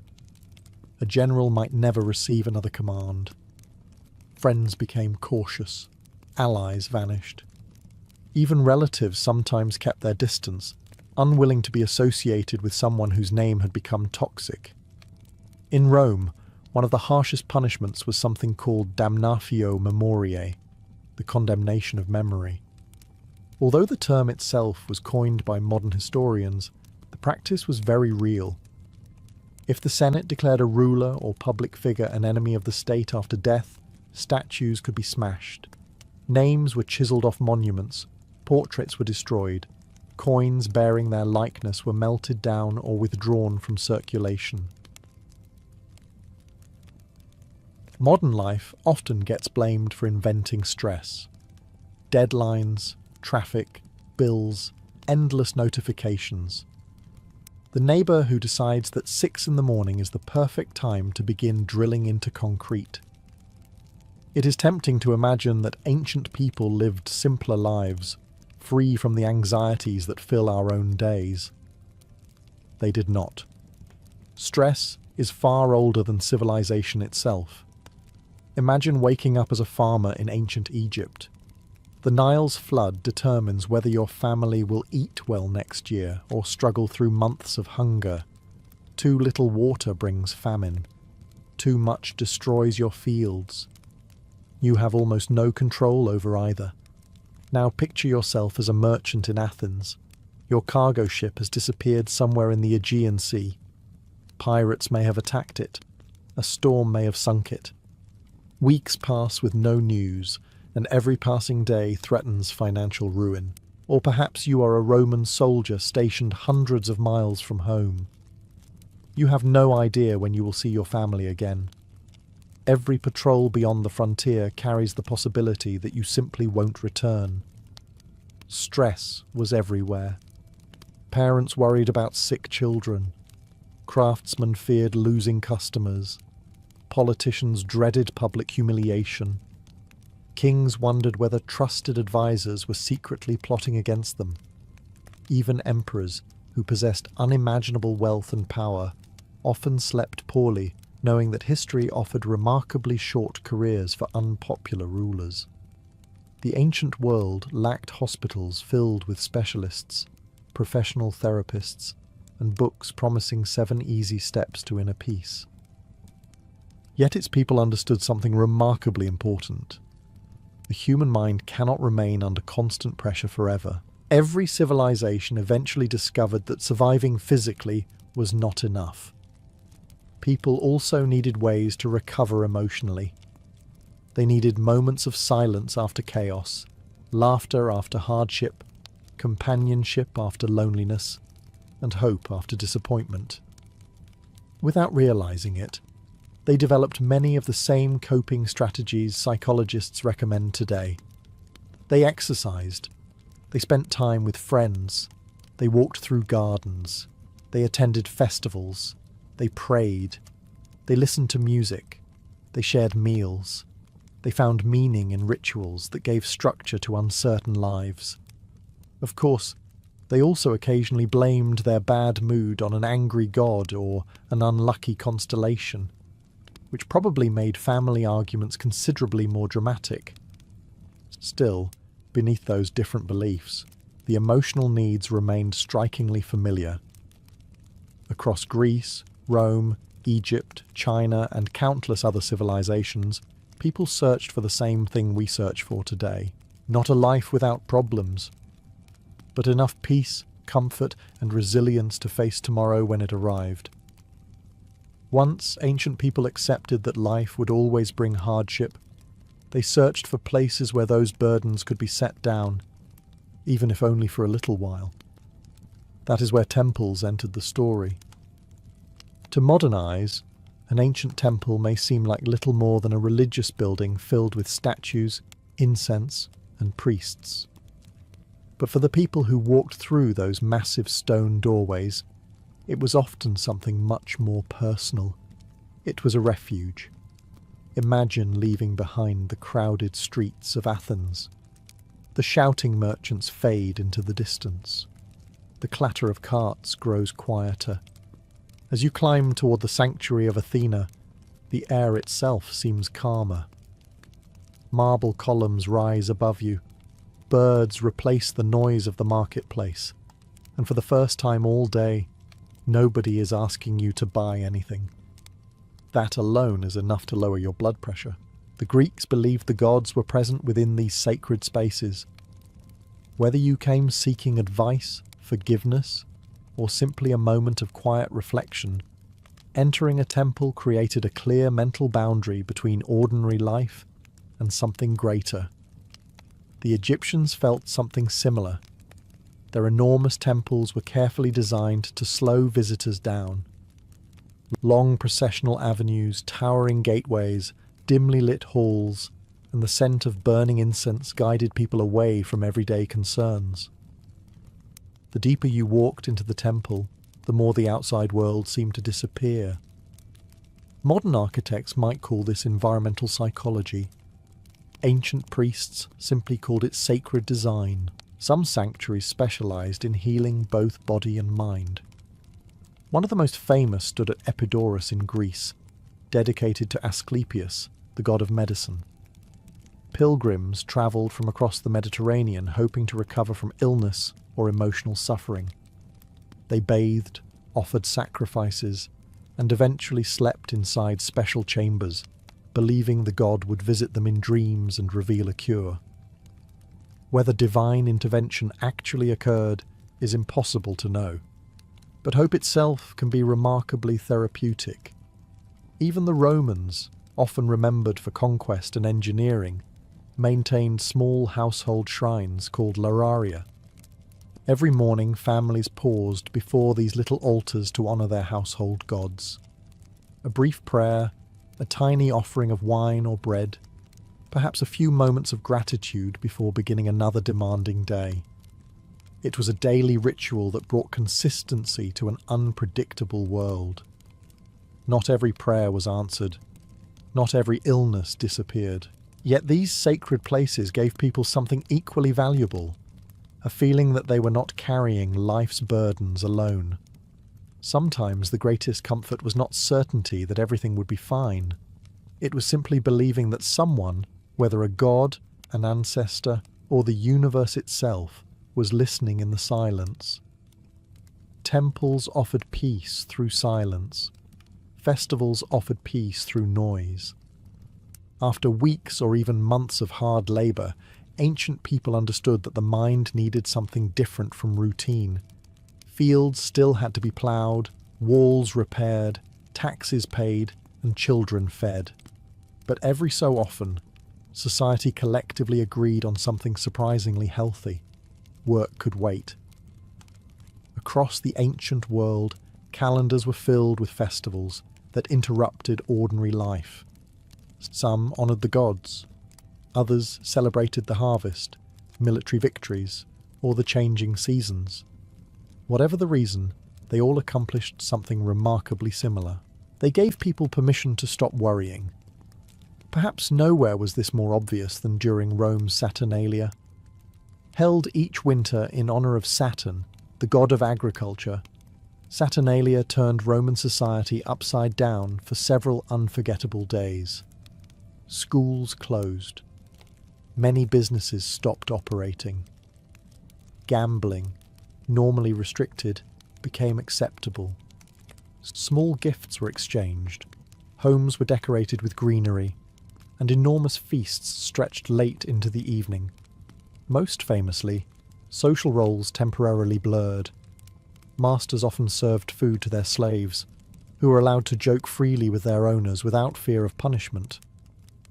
It was not true equality, and once the festival ended, Roman society quickly returned to normal. But for a brief moment, laughter replaced hierarchy.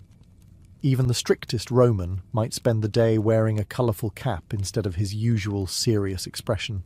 The Greeks found their own escape through festivals honouring Dionysus, the god of wine, theatre, and celebration.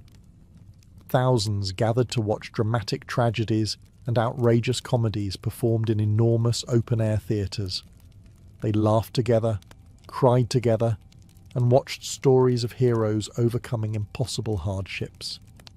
Aristotle would later argue that tragedy produced catharsis, an emotional cleansing that allowed audiences to release fear and sorrow. In other words, ancient Greeks were discovering the therapeutic value of a really good performance. Egyptian festivals were equally vibrant. During celebrations like the Opet festival, sacred statues of the gods were carried through the streets in magnificent processions. Musicians filled the air with drums, harps, and flutes. Families shared food, dancers performed, and entire cities transformed into places of celebration rather than work. Modern psychologists often speak about the importance of breaking routine to prevent burnout. Ancient civilizations arrived at the same conclusion through experience. After months of responsibility, people needed moments that reminded them life contained more than obligations. Music, food, friends, laughter. The festivals eventually ended, of course. Farmers returned to their fields, merchants reopened their shops, and soldiers resumed their duties. But they returned, carrying something invisible, a lighter mind. Sometimes the most effective way to cope with stress was not solving every problem. It was setting those problems aside for a few precious days and remembering what joy felt like before facing them again. Once the music faded and the festivals came to an end, ancient people returned to ordinary life, carrying something almost as valuable as celebration itself: each other. Long before psychologists spoke about the importance of social support, people instinctively understood that worries became lighter when they were shared. They might not have used words like mental health or emotional resilience, but they recognized a simple truth. No one was meant to carry life's burdens alone. In ancient Greece, friendship was considered one of life's greatest treasures. Philosophers wrote extensively about it. Aristotle even argued that true friendship was essential for a good life, suggesting that wealth and power meant very little if you had nobody with whom to share them. That philosophy extended far beyond the classroom. The Greek symposium was one of the most important social traditions. After dinner, friends gathered to drink diluted wine, discuss politics, philosophy, poetry, music, or simply tell stories about their day. Some conversations became deeply intellectual. Others almost certainly ended with someone insisting they could sing much better after their fourth cup of wine. History suggests they usually could not. The point was never perfection, it was companionship. Rome developed similar customs. The evening meal, known as the cena, often became the social highlight of the day. Families reunited after work, while friends and neighbours gathered for long dinners that stretched well into the evening. Wealthy Romans hosted elaborate banquets, but even ordinary households found comfort in eating together. Sharing bread, olives, vegetables, cheese and conversation created something far greater than the meal itself. It created belonging. In smaller villages across Europe, the Middle East, and North Africa, life naturally encouraged daily interaction. Neighbours met while collecting water, grinding grain, tending animals, or working nearby fields. News spread quickly, but so did support. If someone fell ill or suffered a poor harvest, relatives and neighbours often stepped in to help. Community acted as a safety net long before governments attempted the same. Stories also became medicine. Around evening fires, grandparents passed down legends of heroes who endured impossible hardships, clever tricksters who escaped disaster, and ordinary people who found hope after tragedy. Listening to these tales reminded audiences that suffering was temporary, courage was possible, and others had survived difficult times before them. Modern therapists sometimes encourage people to talk through their problems. Ancient people often achieved something remarkably similar without realizing it. A shared meal, a trusted friend, a quiet conversation beneath the stars. None of these erased life's hardships, but they made those hardships feel less lonely. Sometimes the greatest comfort was not receiving perfect advice. It was simply hearing another voice say, "Sit down, eat with us. Tomorrow will be easier if we face it together." Good friends could lift your spirits. But sometimes the ancient world believed the best remedy was simply to get your body moving. Thousands of years before scientists discovered how exercise releases chemicals that improve mood, ancient civilizations had already noticed something surprisingly obvious. People who stayed active often handled life's difficulties better than those who remained idle. To the Greeks, physical fitness was about far more than preparing for war. Exercise was considered essential for a balanced life. Throughout Greece, cities built gymnasiums where citizens trained, wrestled, ran, threw javelins, and practiced discus. These were not merely sports facilities. They were social centres, schools, and places where philosophy often mixed with physical activity. A young man might spend the morning practicing wrestling before listening to a lecture on ethics or mathematics. The Greeks believed the body and mind developed together. A healthy body supported clear thinking. A disciplined routine strengthened character. Even philosophers appreciated a good walk. Aristotle famously taught while strolling with his students through shaded pathways, giving rise to the peripatetic school, whose members literally learned while walking. Conversation seemed to flow more naturally when the feet were moving as well. Modern research would probably approve. The Romans shared this appreciation for movement, although they approached it somewhat differently. Military training demanded incredible endurance. Legionaries marched astonishing distances carrying heavy equipment, built roads and camps after exhausting journeys, and drilled constantly with weapons heavier than those used in real combat. While their motivation was military effectiveness rather than stress management, the physical activity itself helped release tension accumulated through long campaigns. Even civilians stayed surprisingly active. Without cars, elevators, or delivery services, daily life required constant movement. People walked to markets, climbed stairs in crowded apartment buildings, carried water, tended gardens, and worked with their hands.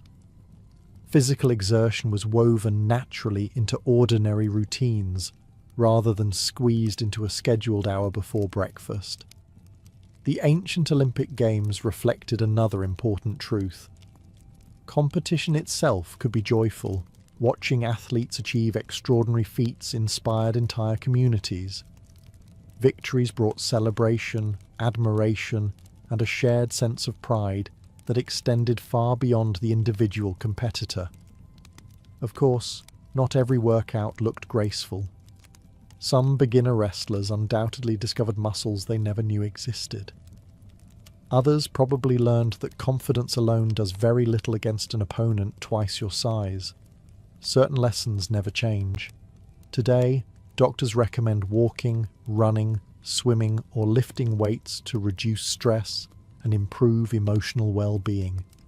Ancient people would not have understood words like endorphins or serotonin. But after a long walk beneath olive trees, a vigorous wrestling match, or an afternoon working in the fields, they recognized the feeling immediately. The world itself had not become any easier. Yet somehow, they had become stronger, calmer, and more prepared to face it. Exercise strengthened the body, but ancient people also discovered another remedy that required far less effort. Sometimes the best way to quiet a restless mind was simply to step away from the crowd. Cities like Rome, Athens, Alexandria, and Babylon were anything but peaceful. Streets echoed with shouting merchants, clattering carts, barking dogs, hammering blacksmiths, and endless conversations. Markets overflowed with people, while political debates could become so heated that keeping a safe distance occasionally seemed like an excellent survival strategy. Even 2,000 years ago, people needed a break from the noise. The wealthy Romans often escaped to country villas whenever they could. These estates were not simply symbols of luxury. They offered something many city dwellers desperately craved: silence. Surrounded by vineyards, olive groves, gardens, and flowing streams, visitors could read, walk, fish, or simply sit beneath the shade of towering trees. Writers like Pliny the Younger described the deep satisfaction of leaving Rome behind for a few peaceful days, where the only urgent decision involved choosing whether to stroll through the orchard before or after lunch. It was a remarkably healthy dilemma. The Greeks found comfort in nature as well. Sacred groves surrounded many temples, and philosophers frequently held discussions outdoors instead of inside buildings. Plato's Academy was famous for its shaded gardens, where students learned while birds sang overhead and gentle breezes cooled the afternoon air. Learning, they believed, was easier when the mind felt relaxed. The ancient Chinese reached similar conclusions. Taoist thinkers encouraged people to observe rivers, mountains, forests, and changing seasons. Nature represented balance. A flowing stream did not fight every obstacle. It simply moved around it. Watching the natural world reminded people that constant struggle was not always the wisest response to life's difficulties. Music also played an important role. Greek philosophers believed certain melodies could influence emotions and restore inner harmony. Pythagoras argued that music reflected mathematical order within the universe itself. Whether performed on a lyre, flute, harp, or simple reed pipe, Music was thought to calm the soul as much as it entertained the ear. Even soldiers marching home from distant campaigns often sang together, easing exhaustion one verse at a time. Today, many people take walks in parks, listen to calming playlists, or spend weekends hiking through forests to escape daily pressures. Ancient people would have recognized the impulse immediately. They may not have spoken about reducing cortisol levels or practicing mindfulness. Instead, they simply understood that the mind, much like the body, occasionally needed fresh air, beautiful sounds, and moments when absolutely nothing important was expected of it. Sometimes, healing began with something as simple as sitting beneath a tree and allowing the world to slow down for a little while. Nature offered an escape from stress. Eventually, though, everyone had to return home. That was when another ancient coping strategy quietly took over: routine. Life in the ancient world was unpredictable. Crops failed, diseases appeared without warning, armies marched across borders, ships vanished at sea. One bad harvest could undo years of hard work. Against so much uncertainty, people found comfort in the few things they could control. How they began the day, how they ended it. The small rituals repeated over and over until they became anchors in an otherwise uncertain world. For many Romans, the morning started at the household shrine. Nearly every family, rich or poor, honoured the Lares and Penates, the guardian spirits believed to protect the home. A small offering of wine, a piece of bread, or a brief prayer took only moments, but it marked the transition from sleep to work.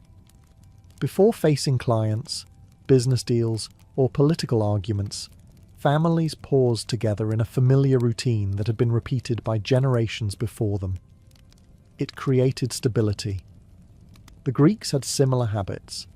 Many households lit lamps at sunset, offered thanks to Hestia, goddess of the hearth, and gathered around the evening fire before bed. The glowing hearth represented warmth, safety, and family. No matter what chaos unfolded beyond the front door, the fire reminded everyone that home remained a place of protection. Even bedtime itself followed surprisingly regular patterns. Without electric lighting, most people naturally aligned their schedules with the sun. They rose shortly after dawn, and often went to bed not long after darkness settled. During the hottest months, especially around the Mediterranean, many also rested during the afternoon, when the blazing sun made heavy work exhausting. The body recovered because it was allowed to. Sleep, however, was never guaranteed. Ancient writers occasionally described insomnia, nightmares, and anxious thoughts. Roman philosopher Seneca admitted that worry could keep even the wealthiest person awake.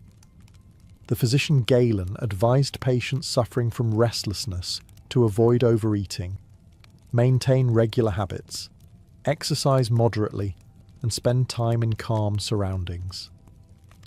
His advice would not sound particularly out of place in a modern health magazine. People also found comfort in familiar evening rituals. Some read poetry aloud, others listened to music or family stories. Children heard the same legends repeated night after night, while older relatives reflected on the day's events. These predictable moments created a sense of order in lives that rarely felt fully under control. Today, experts often recommend consistent sleep schedules and calming bedtime routines to reduce stress. Ancient people arrived at the same conclusion through experience. They could not control tomorrow's harvest, the weather, or the decisions of kings, but they could light the evening lamp, gather around the fire, say a familiar prayer, and go to bed believing that, whatever tomorrow brought, they would meet it one day at a time. Temples offered hope, festivals brought joy, friends shared your burdens. But there was one ancient method of coping with stress that asked an entirely different question. What if the problem wasn't the world around you? What if it was the way you looked at it? This idea became the foundation of several ancient schools of philosophy, and for countless people, philosophy was not an abstract subject discussed only by scholars. It was practical medicine for the mind. Few people embraced this more completely than the Stoics. Founded in Athens and later embraced by many Romans, Stoicism taught that suffering often came not from events themselves, but from our reactions to them. You could not control storms, illness, politics, or the opinions of other people. Spending your energy trying to control the uncontrollable only created more anxiety. Instead, focus on what belongs to you, your choices, your actions, your character. Everything else must be accepted with calm determination. The Roman Emperor Marcus Aurelius practiced this every day. Despite ruling an empire constantly threatened by wars, disease, and political conspiracies, he filled his private journal with reminders to remain patient, humble, and rational. He wrote these thoughts for himself, not for publication. Reading them today almost feels like looking into someone's private therapy notebook. Another Stoic philosopher, Epictetus, had once been born into slavery. Despite enormous hardships, he repeatedly taught that freedom began inside the mind. Someone might imprison your body, but they could never truly imprison your judgment unless you surrendered it willingly. That was an extraordinary idea.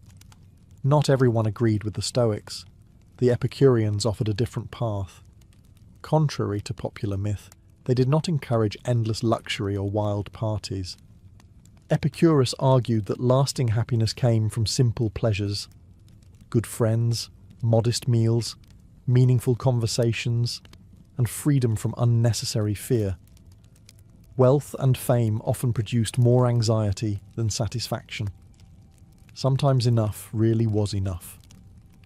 Even Socrates contributed to this ancient search for inner peace.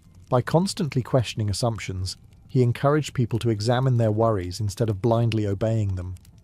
Fear often became smaller once it was carefully investigated. It is remarkable how familiar these ideas sound. Modern psychology teaches people to separate what they can control from what they cannot. Therapists encourage challenging irrational thoughts. Mindfulness emphasizes observing emotions without letting them completely take over. The vocabulary has changed. The wisdom has not. Ancient philosophers never promised a life without hardship. They promised something far more realistic, a mind trained well enough to remain steady when hardship inevitably arrived. And perhaps that is why their words continue comforting readers more than 2,000 years after they were first written. By now, one thing has become impossible to ignore. The ancient world never discovered a miracle cure for stress. Instead, it discovered something far more realistic. To be a Roman citizen was one of the greatest honours in the ancient world. Kings sought it. Generals rewarded it. Entire cities celebrated when they finally received it. Across the vast Roman Empire, millions of people dreamed of hearing the words, "Civis Romanus sum," I am a Roman citizen. Those 4 words could protect you from certain punishments, grant legal rights unavailable to others, and instantly raise your social standing wherever Roman law prevailed. Citizenship opened doors that remained firmly closed to slaves, foreigners, and many provincial subjects. It sounded like winning the ancient world's most exclusive membership. But like many prestigious memberships, it came with a rather demanding list of conditions. Being a Roman citizen was not simply about enjoying privileges. It was about carrying expectations every single day. Imagine waking up in Rome as an ordinary citizen. Before breakfast, your responsibilities have already begun. You must protect your family's reputation, earn an honest living, obey Roman law, participate in civic life when required, maintain relationships with patrons and clients, and ensure your children grow into respectable members of society. If your family owns property, there are financial obligations to meet. If Rome calls upon your generation to serve, military duty may await. If you seek public office, every decision will be judged by neighbours, rivals, and voters who rarely miss an opportunity to criticise. And if you bring shame upon your household, you are not the only one who suffers. Your parents feel it. Your children inherit it. Even your ancestors, whose names have been honoured for generations, seem to lose a little of their dignity. The Romans believed citizenship carried moral responsibilities as much as legal ones. A good citizen was expected to place the needs of the Republic, or later the Empire, ahead of personal comfort. Courage, discipline, loyalty, honesty, and respect for family were not simply admired qualities. They were considered essential duties. Of course, living up to those ideals proved rather more difficult than reciting them. Roman streets were filled with ambitious politicians chasing power, merchants chasing wealth, soldiers chasing glory, and ordinary citizens simply trying to avoid bankruptcy before the next tax collector appeared. Human nature, it turns out, has always been wonderfully complicated. The Romans proudly claimed that citizenship distinguished them from the rest of the world. In many ways, it did.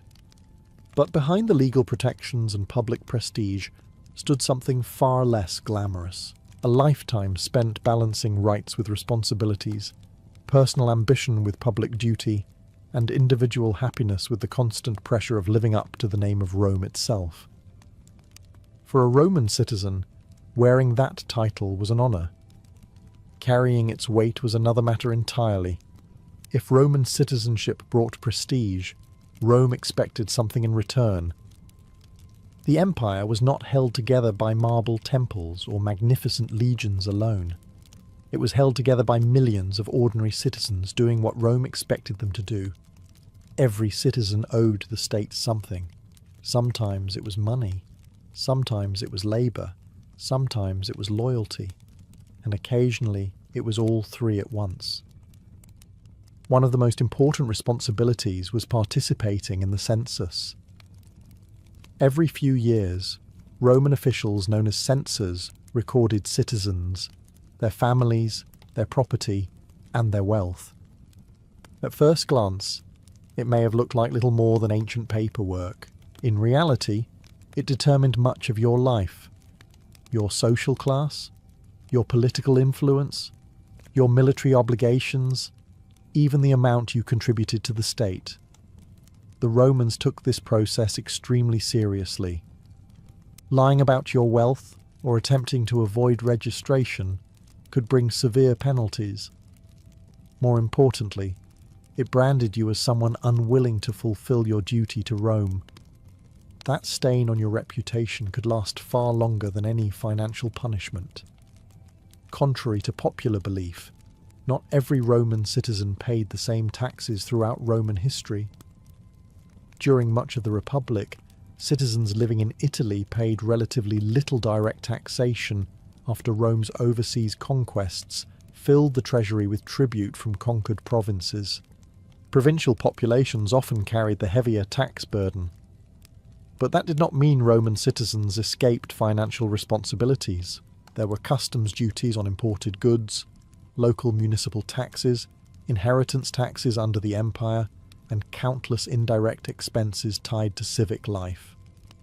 Wealthy citizens were often expected to sponsor public games, repair buildings, finance religious festivals, or contribute to community projects. Refusing was legal in some cases. Doing so enthusiastically damaged your standing far more effectively than any official fine. The richer you became, the more society expected from you. Public generosity became a form of unwritten taxation. If your hometown needed a new fountain, wealthy citizens often paid for it. If an amphitheatre required repairs, influential families stepped forward. If games were organised, someone had to finance the entertainment. These acts earned admiration, political influence, and lasting prestige. They also emptied plenty of purses. For ordinary citizens, daily obligations never seemed to end. Markets had rules to follow, contracts had to be honoured, military equipment might need maintaining. Neighbourhood associations collected contributions for religious ceremonies and local events. Rome rewarded responsibility. It also noticed neglect. Being a Roman citizen meant living with the understanding that your relationship with the state was never one-sided. Rome protected your rights, enforced your contracts, and recognised your status. In return, Rome expected you to contribute to the machine that made all of those privileges possible. Citizenship, in Roman eyes, was never something you simply possessed. It was something you continually earned through duty. Paying taxes was one obligation. Being asked to fight for Rome was another entirely.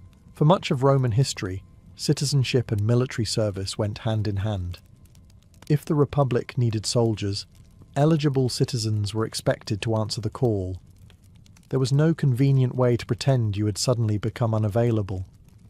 "Sorry, I already have plans this weekend," was unlikely to impress a Roman consul preparing for war. Rome believed that the rights of citizenship had to be defended by the citizens themselves. In the early Republic, military service was not a profession. It was a duty. Farmers left their fields, craftsmen closed their workshops, and merchants put aside their business to join the army. Campaigns often began in the spring and ended before winter, allowing soldiers to return home in time for the harvest. At least that was the plan. Wars have a remarkable habit of ignoring schedules. As Rome expanded across Italy and then the Mediterranean, campaigns grew longer. A war against Carthage or a rebellion in Spain could last for years. Every additional season spent away from home meant neglected farms, struggling businesses, and anxious families wondering whether their husbands, fathers, or sons would ever return. Victory brought glory, but glory did not weed the fields. Nor did it repair a leaking roof or help raise young children. Military service demanded enormous personal sacrifice long before a soldier ever reached the battlefield. The equipment itself often represented a significant investment. In the Republic, many citizens were expected to provide their own armour and weapons according to their wealth.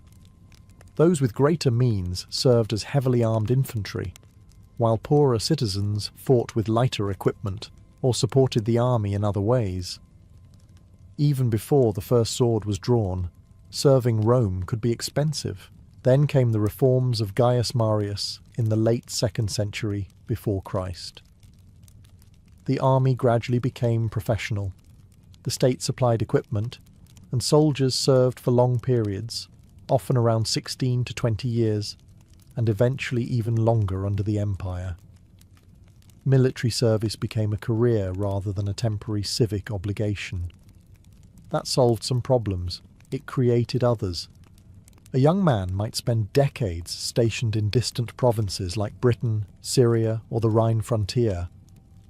He would miss weddings, funerals, births, and countless ordinary moments that quietly shape a family. Letters travelled slowly, if they arrived at all. Every knock at the door could bring welcome news or devastating loss. Yet, despite the hardship, countless Roman citizens served willingly, because they believed that protecting Rome meant protecting their own homes. The empire's borders were not simply lines on a map. They were the distant walls defending every family, every farm, and every citizen who slept peacefully because someone else stood watch through the night. Serving Rome demanded courage, but surviving the battlefield was only half the challenge. Once you returned home, another battle awaited, protecting your family's honour. To a Roman citizen, reputation was not something you owned alone. It belonged to your entire family. Every action, every business deal, every marriage, every public argument, and every careless decision reflected upon parents, siblings, children, and even ancestors who had been dead for generations. You were never simply representing yourself. You were carrying your family's name everywhere you went. The Romans had several words for this idea. Dignitas referred to the respect and personal prestige someone earned through honourable conduct and public achievement. Existimatio described a person's standing in society, the way others judged their character and trustworthiness. Neither could be purchased. Both could be lost surprisingly quickly. Imagine you are a merchant in Rome. You cheat one customer. By sunset, half the neighbourhood has heard about it.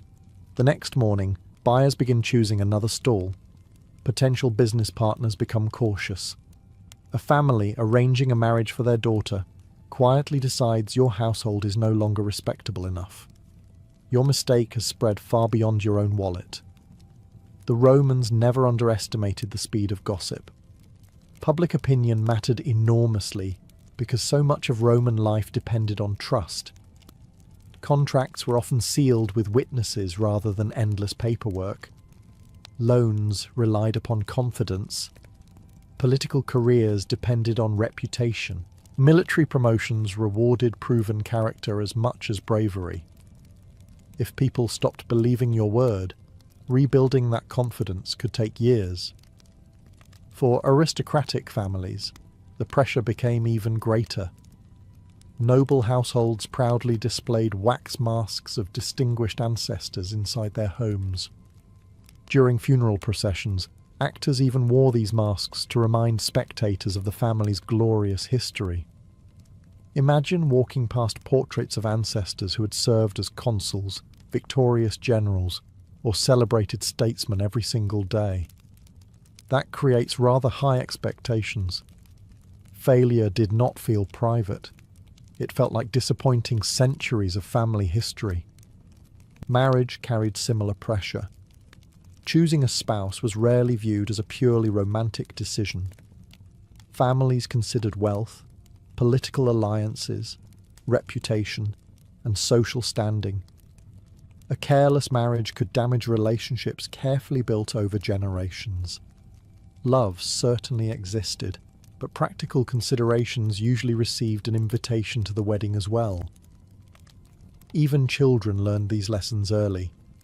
Roman parents constantly reminded their sons and daughters that their behaviour reflected upon the entire household. Good manners, discipline, honesty, and self-control were not simply personal virtues. They protected the family's good name. Because once honour was damaged, recovering it proved far more difficult than earning money or rebuilding a house. In Rome, fortunes could disappear and be made again. Political careers could recover. Even cities destroyed by war could be rebuilt. But a tarnished reputation often proved to be the hardest thing of all to restore. Protecting your family's honour was difficult enough. The problem was that Rome never allowed you to stop competing. From the moment you entered adult life, you were measured against everyone around you. Your neighbours noticed how successful your business became. Your relatives compared your career to that of your cousins. Your patrons judged your loyalty.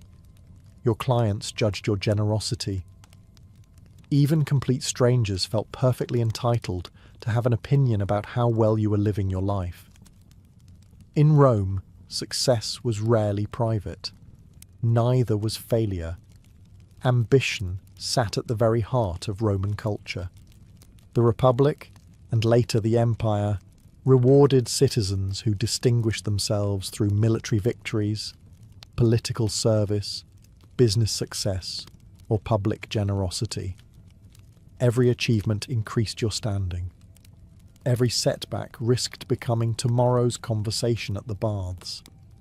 For wealthy Romans, the competition was relentless. Young aristocrats dreamed of climbing the cursus honorum, the traditional ladder of public office. They hoped to become quaestors, praetors, and perhaps, if fortune smiled upon them, consuls. But these positions were fiercely contested. Winning required money, influential friends, persuasive speeches, and years of careful networking. Losing happened in front of everyone. Imagine spending years building your reputation, financing public games, greeting voters every morning, and delivering speeches throughout the forum, only to watch another candidate receive the victory. There was no quiet acceptance speech. There was simply the long walk home while the city already discussed why you had failed. For ordinary citizens, life offered different contests. Merchants competed for customers, lawyers competed for clients, craftsmen competed for contracts. Every marketplace became a silent battlefield where reputation determined who prospered and who struggled. The pressure to appear successful could become overwhelming. Roman writers frequently warned against excessive luxury and endless displays of wealth. Yet society also admired visible success. A fine house, elegant clothing, educated children, and well-hosted dinners all announced that you were thriving. Keeping up appearances became a responsibility in itself. It is hardly surprising that some citizens borrowed money they could barely repay simply to maintain their social standing. Appearances mattered, perhaps more than they should have. Even philosophers noticed the problem. Seneca repeatedly warned that many Romans exhausted themselves chasing public approval instead of genuine happiness. He observed that people often feared criticism more than poverty itself, allowing the opinions of strangers to control their peace of mind. His words remain surprisingly modern. Because while Rome lacked newspapers, television, or social media, it possessed something just as powerful: an audience. And every Roman citizen lived much of their life on that stage, hoping for applause, fearing embarrassment, and quietly wondering whether everyone else had somehow become more successful than they had. Competing with your fellow citizens was exhausting. The trouble was, you could rarely escape their attention. Rome was not a place where you could quietly disappear for a few days and hope nobody noticed. Whether you lived in a bustling city or a smaller provincial town, someone was almost always watching. Your neighbours, your clients, your patrons, your rivals, sometimes even complete strangers who simply enjoyed minding other people's business. Privacy, at least as we understand it today, barely existed. Take a walk through the streets of Rome. Apartment buildings called insulae rose several stories high, with families living practically on top of one another. Thin walls allowed arguments, celebrations, crying babies, barking dogs, and occasionally questionable singing to travel with remarkable ease between apartments. If you sneezed particularly enthusiastically, there was a fair chance someone 2 floors away would wish you good health. The streets themselves offered little relief. Markets overflowed with merchants shouting prices. The forum buzzed with lawyers, politicians, and spectators. Temples attracted worshippers throughout the day. Even a simple trip to buy bread often turned into an unexpected social gathering, because you inevitably met friends, relatives, customers, or neighbours before reaching home. The Roman baths made matters even more public. Far more than places to wash, they functioned as enormous social clubs where citizens exercised, discussed politics, negotiated business deals, exchanged gossip, and formed new friendships. Rich and poor mingled in surprisingly close quarters. If people wanted to know what was happening in the city, they often learned it while soaking in warm water. It was difficult to keep secrets when everyone relaxed together every afternoon. Public ceremonies created even more opportunities to be seen. Religious festivals, triumphal processions, funerals, elections, gladiatorial games, theatrical performances. Attendance mattered. Your absence might be noticed just as much as your presence. Were you avoiding someone? Had your family fallen into financial trouble? Were you ill? Or simply unfashionably late? Someone would almost certainly invent an explanation. The Romans even had a saying that reputation travelled faster than truth. They understood that once gossip escaped into the streets, Calling it back was almost impossible. This constant visibility encouraged good behaviour in many cases. People honoured contracts because others were watching. Parents disciplined children because the neighbourhood noticed. Merchants maintained fair dealing because customers remembered. But living under permanent observation also carried a cost. Every mistake became public. Every embarrassment found an audience. Every awkward moment risked becoming tomorrow's entertainment. For a Roman citizen, the hardest judge was not always the law. Sometimes it was simply the crowd, quietly watching, forming opinions, and remembering far more than you wished they would. Living under the watchful eyes of Roman society was exhausting, but the greatest pressure often waited behind your own front door. Because being a Roman citizen did not simply mean taking care of yourself. It meant carrying the future of your entire family. In Roman society, the family was the foundation of everything. Before there was loyalty to a political party or even to the emperor, there was loyalty to the household. Every generation was expected to leave the family stronger than they had found it. That was easier said than done. At the centre of the Roman home stood the paterfamilias, the male head of the household. His authority was immense. He managed family finances, arranged marriages, oversaw property, directed religious rituals within the home, and made decisions that affected everyone living under his roof. It was an extraordinary amount of responsibility. A wise father could guide several generations toward prosperity. A foolish one could ruin decades of hard work with a handful of poor decisions. Every Roman parent worried about their children. Would their sons become honourable citizens? Would they earn respect instead of disgrace? Would their daughters marry into good families? Would the family name continue to be spoken with admiration? These questions occupied Roman households constantly. Education became part of that responsibility. Boys learned reading, writing, law, and public speaking if their families could afford it. They also learned discipline, respect for tradition, and the importance of keeping one's word. Fathers often reminded their sons that they were not merely preparing for a career. They were preparing to represent generations of ancestors. Daughters carried enormous expectations as well.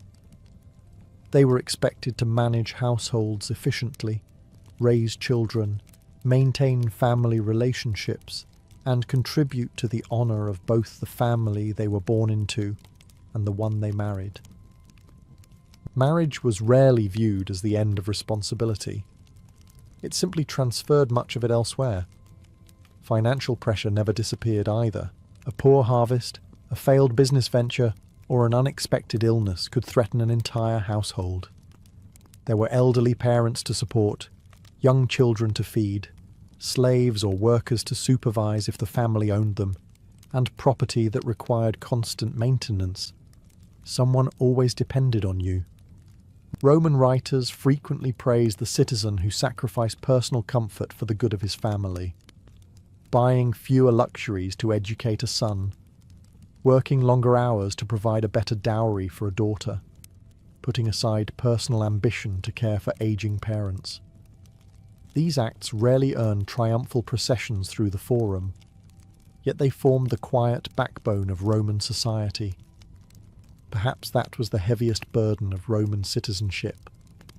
No matter how tired, discouraged, or overwhelmed you felt, someone at home was relying on your strength, and tomorrow morning you were expected to rise and carry that responsibility all over again. By this point, Roman citizenship may sound less like a privilege and more like a full-time occupation. You paid your dues. You protected your family's honour. You competed with your neighbours. You lived beneath constant public scrutiny. You accepted responsibilities that often mattered more than your own comfort. So why did people still desperately want to become Roman citizens? Because despite all its pressures, Roman citizenship offered something almost priceless: security. In a world where kingdoms rose and fell with alarming regularity, Roman law provided stability that much of the ancient world could only envy. A Roman citizen possessed legal protections that non-citizens often lacked. If accused of a crime, a citizen had the right to a formal trial rather than immediate punishment. Under many circumstances, citizens could appeal serious legal decisions to higher authorities. Certain brutal penalties commonly inflicted upon slaves or foreigners, such as crucifixion, were generally forbidden for Roman citizens. Those rights could mean the difference between life and death. Merchants appreciated citizenship for another reason. The Roman Empire stretched from Britain to Syria, from the Rhine to North Africa. Roads, ports, laws, and a common currency allowed citizens to travel and conduct business across enormous distances with remarkable confidence. A trader from southern Italy could negotiate contracts in Gaul or Asia Minor, knowing that Roman law recognized his status. Opportunities expanded alongside the empire itself. Citizenship also opened political doors. Even if only a small minority ever reached high office, every Roman citizen theoretically belonged to the political community. Voting assemblies, public debates, military honours, and civic ceremonies reinforced the idea that citizens were partners in the Roman state, not merely subjects living beneath it. That sense of belonging mattered deeply. Perhaps nothing demonstrates this better than the reaction of those who finally received citizenship. In the year 212 after Christ, Emperor Caracalla issued the Constitutio Antoniniana, extending Roman citizenship to nearly every free inhabitant of the empire. Historians still debate his motives. Raising tax revenue was almost certainly one of them, but the decree reflected how valuable citizenship had become. People did not celebrate because life suddenly became easier. Taxes still existed. Responsibilities remained. The pressure did not disappear. Instead, millions gained something they had long desired: official membership in the most powerful political community of its age. That is perhaps the greatest paradox of Roman citizenship. The heavier its responsibilities became, the more valuable the title seemed. Because the Romans believed an honour earned through duty carried far greater meaning than one handed out freely. To them, citizenship was never simply a collection of legal rights. It was an identity,